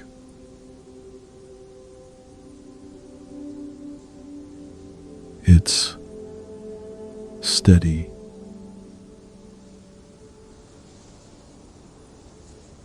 My whole body is steady.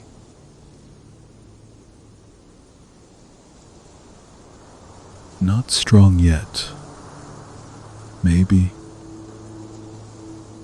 Not powerful. But steady.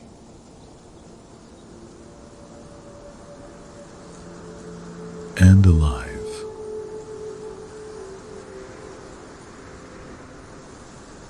So incredibly alive.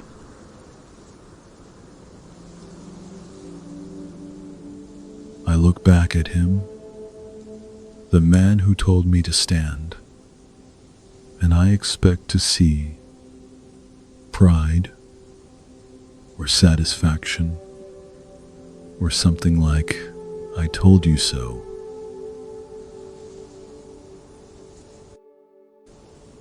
But his face is soft.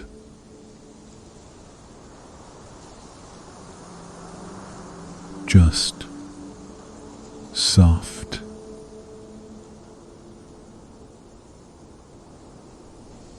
Like he's watching something precious and fragile and exactly right.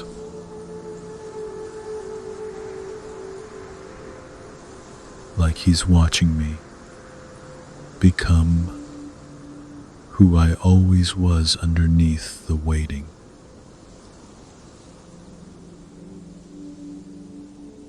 And I understand in that moment that he didn't fix me.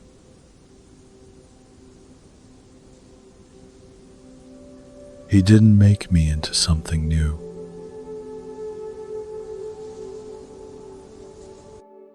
He just reminded me.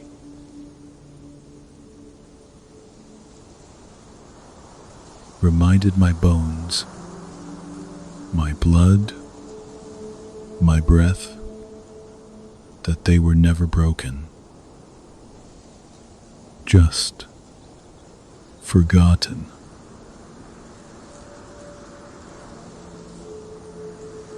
And now they remember.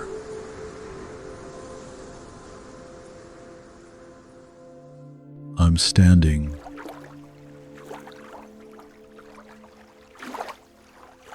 The mat is still tucked under my arm, and my legs are still holding me, and the world is still happening around me.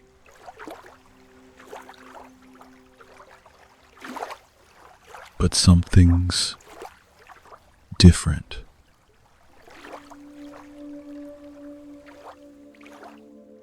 The noise doesn't feel like it's pressing on me anymore. It's just there, existing alongside me instead of on top of me.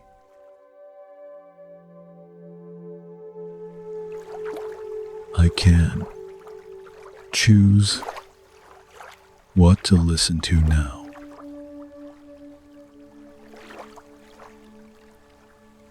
A woman rushes past me, so close her sleeve brushes my arm, and she doesn't even notice.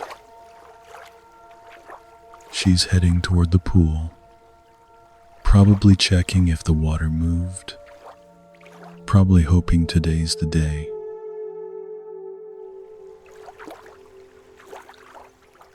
I used to be her.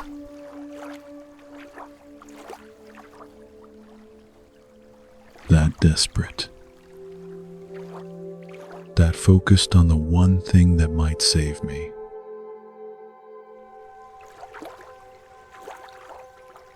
But I'm not anymore.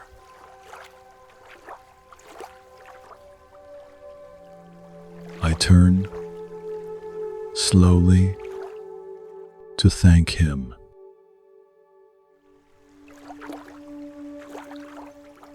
To say something, anything, because you can't just walk away from someone who gave you back your life without at least trying to find the words.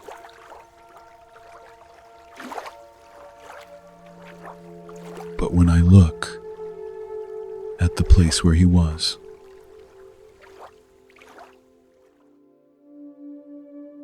he's gone.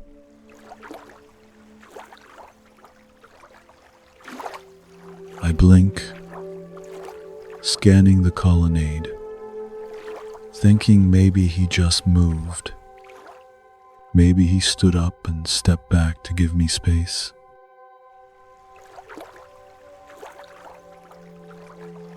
But no.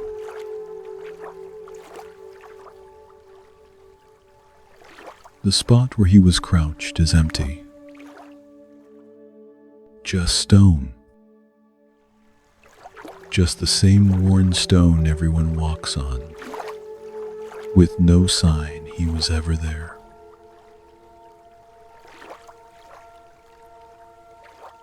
No footprints in the dust.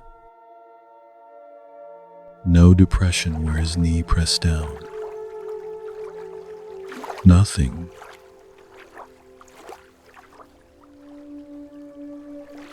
There are so many people. Vendors. Families. The sick and the ones who tend them. Bodies moving in every direction, filling the courtyard with motion and noise.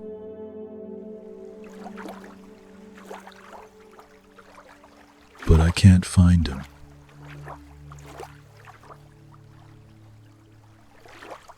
That dark beard, those steady eyes, that simple, sun-worn robe.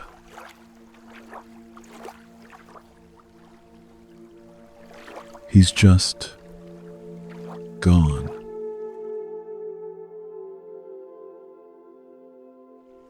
Like he was never here.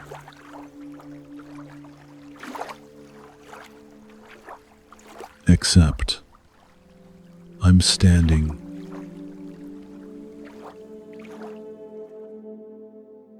so he was.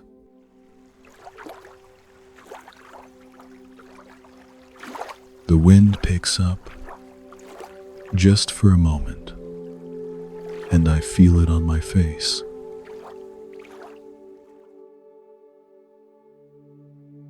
Not on the top of my head, the way it used to hit me when I was lying down,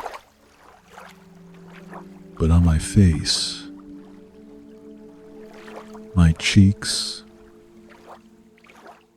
my forehead.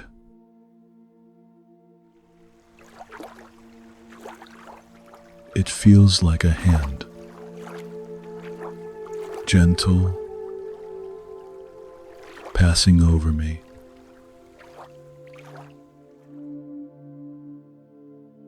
And then it's gone too.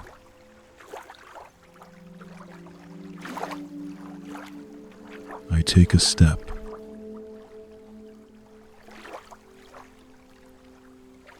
Just one.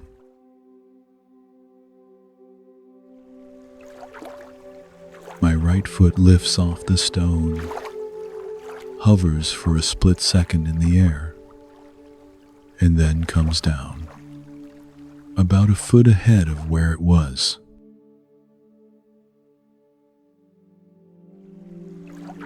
The impact sends a small shock up through my heel, into my ankle, my knee, my hip.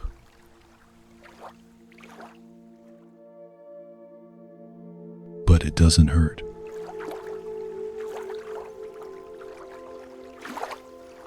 It feels real.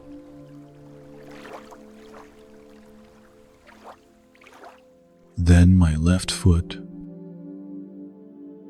then my right again.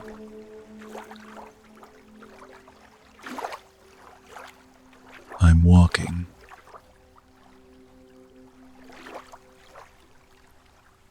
Actually, walking.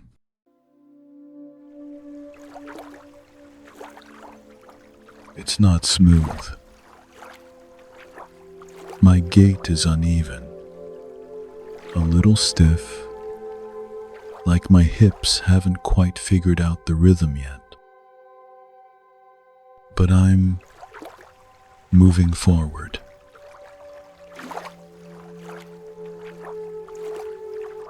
One step, then another,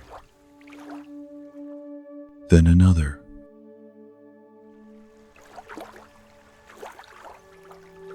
And with each step, the ground pushes back, solid and dependable, meeting me exactly where I needed to.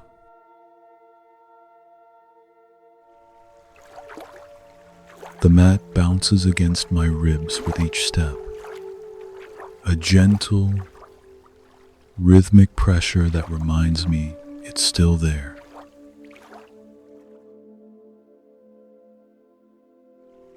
I'm carrying it.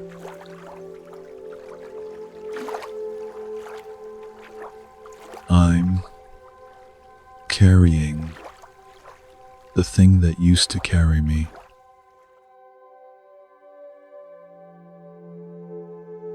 The thought makes me smile, just a little. A small, private smile that nobody sees, because nobody's looking at me anymore.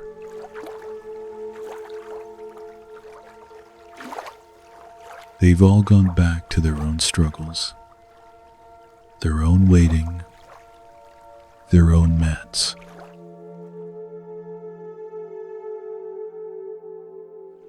And I'm just another person walking through the courtyard.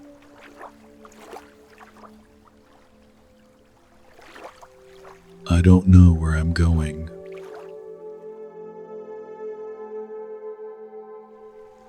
I haven't thought that far ahead. Haven't planned what comes next, where I'll sleep tonight, what I'll do tomorrow.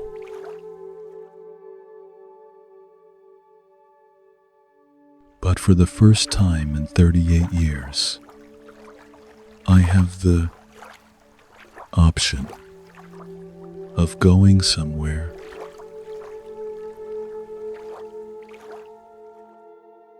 I can choose.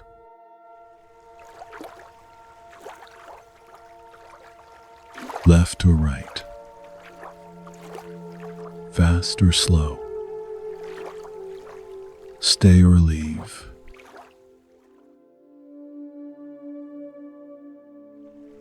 The future is open.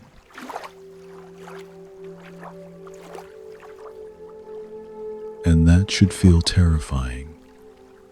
I think all that space, all that uncertainty,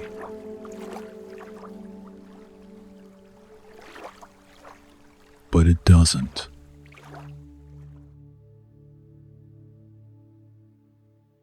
It feels like breathing.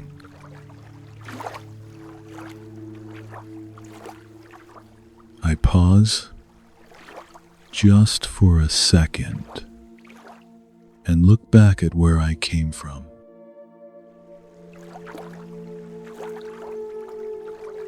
The fifth colonnade.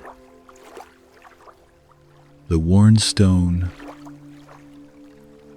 That dark outline where my mat used to be, already fading as people walk over it.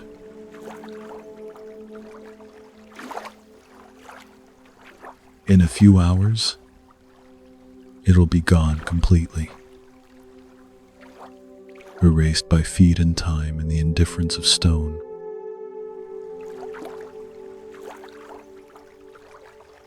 And nobody will know I was ever there.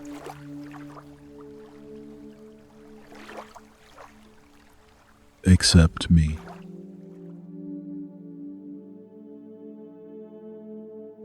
I hear a splash behind me.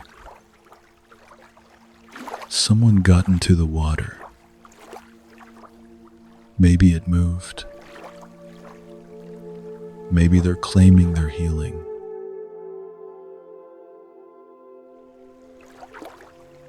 Good for them.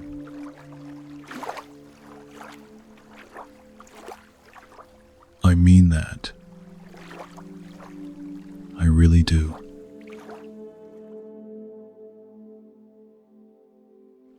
But I don't turn to look.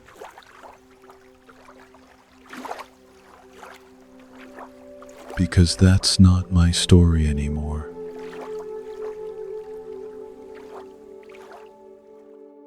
My story is this. These feet, this ground, this mat in my arms and this breath in my lungs and this choice right now to take another step.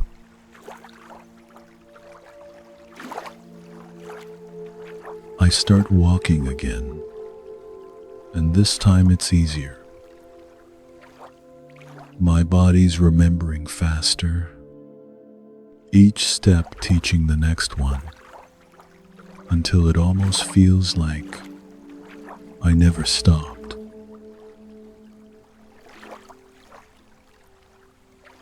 Almost.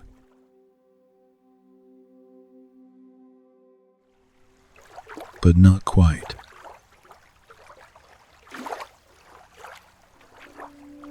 Because I can still feel it. That gap. Those 38 years, they're not erased. They're just behind me now.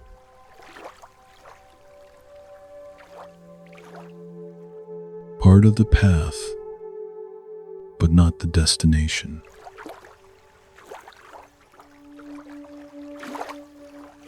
The afternoon light is slanting low through the colonnade, painting everything gold. It catches the dust in the air, makes it shimmer, and for a second the whole courtyard looks like it's glowing,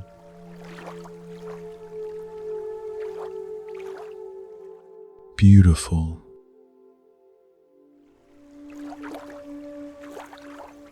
I never noticed that before. How beautiful it is here.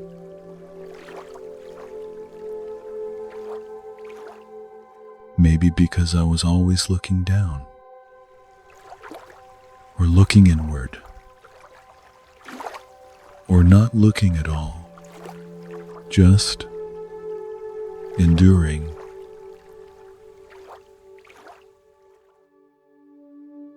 But now I'm seeing it.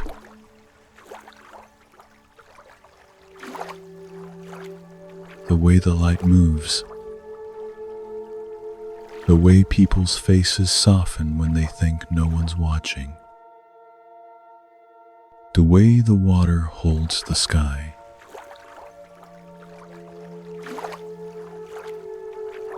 The world is so much bigger than I thought.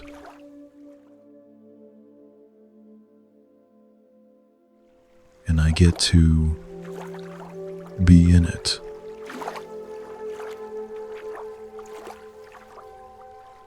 My heart is beating.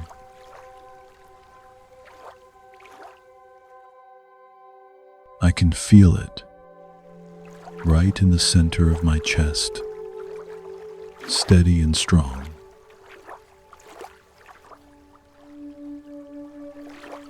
Not pounding, not anxious, just there.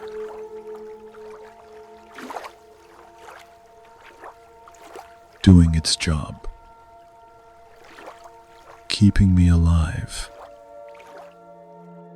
keeping me here.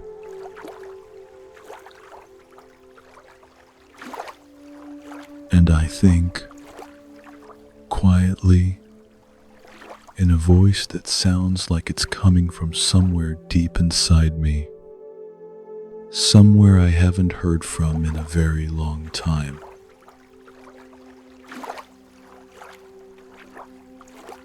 My worth isn't in what I can do.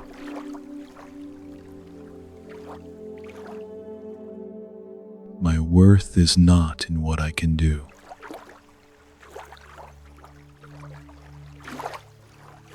I was worthy when I was lying on that mat.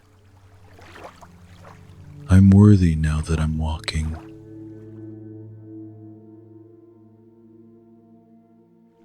Nothing changed, except my ability to move.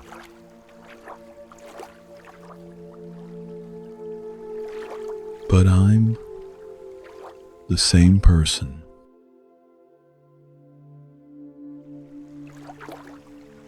The same valuable, deserving, enough person.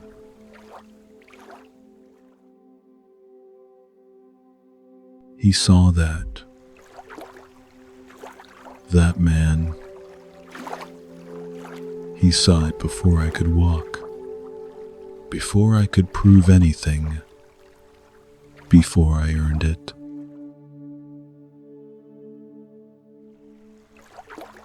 He just saw me.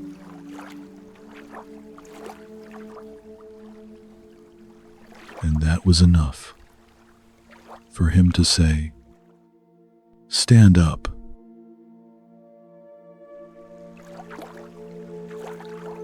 Not because I deserved it, but because I'm here.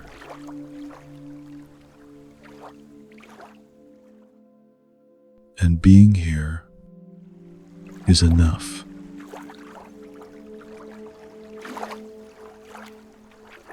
I keep walking.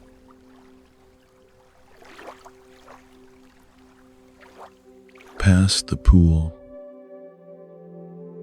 past the vendors, past the colonnade where I spent more than half my life.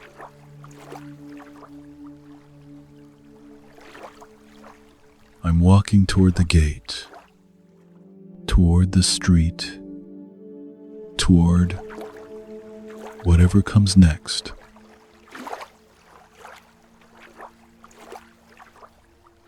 And I have no idea what that is.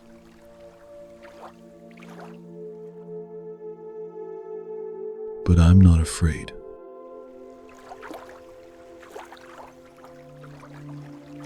because he didn't just give me back my legs. He gave me back permission.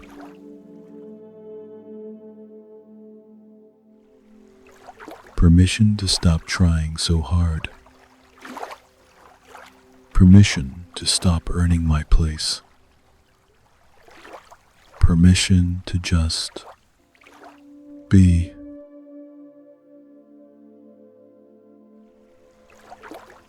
And carry that with me wherever I go.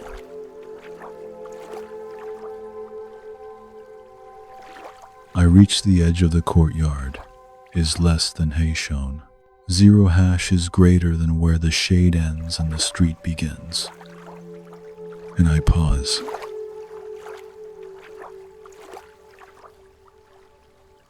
One more look back.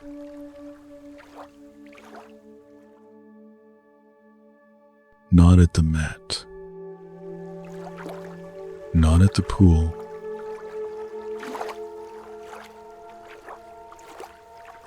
At the space. The whole space. The place I thought would be my grave, but turned out to be my beginning.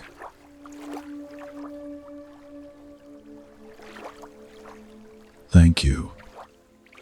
I think.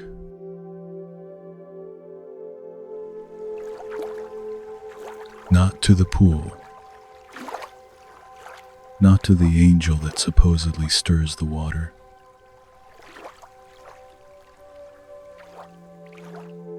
To him, wherever he is,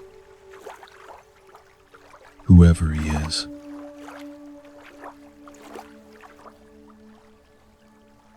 Thank you for seeing me.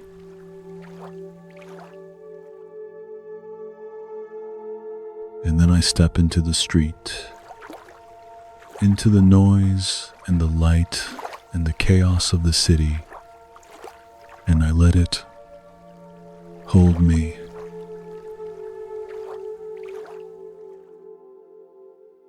Not crush me. Hold me.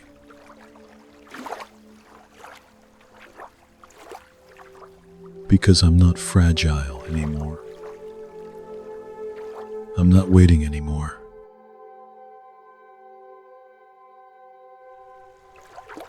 I'm here.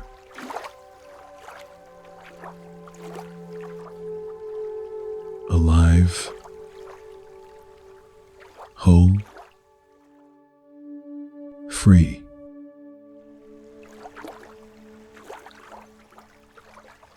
And that's enough.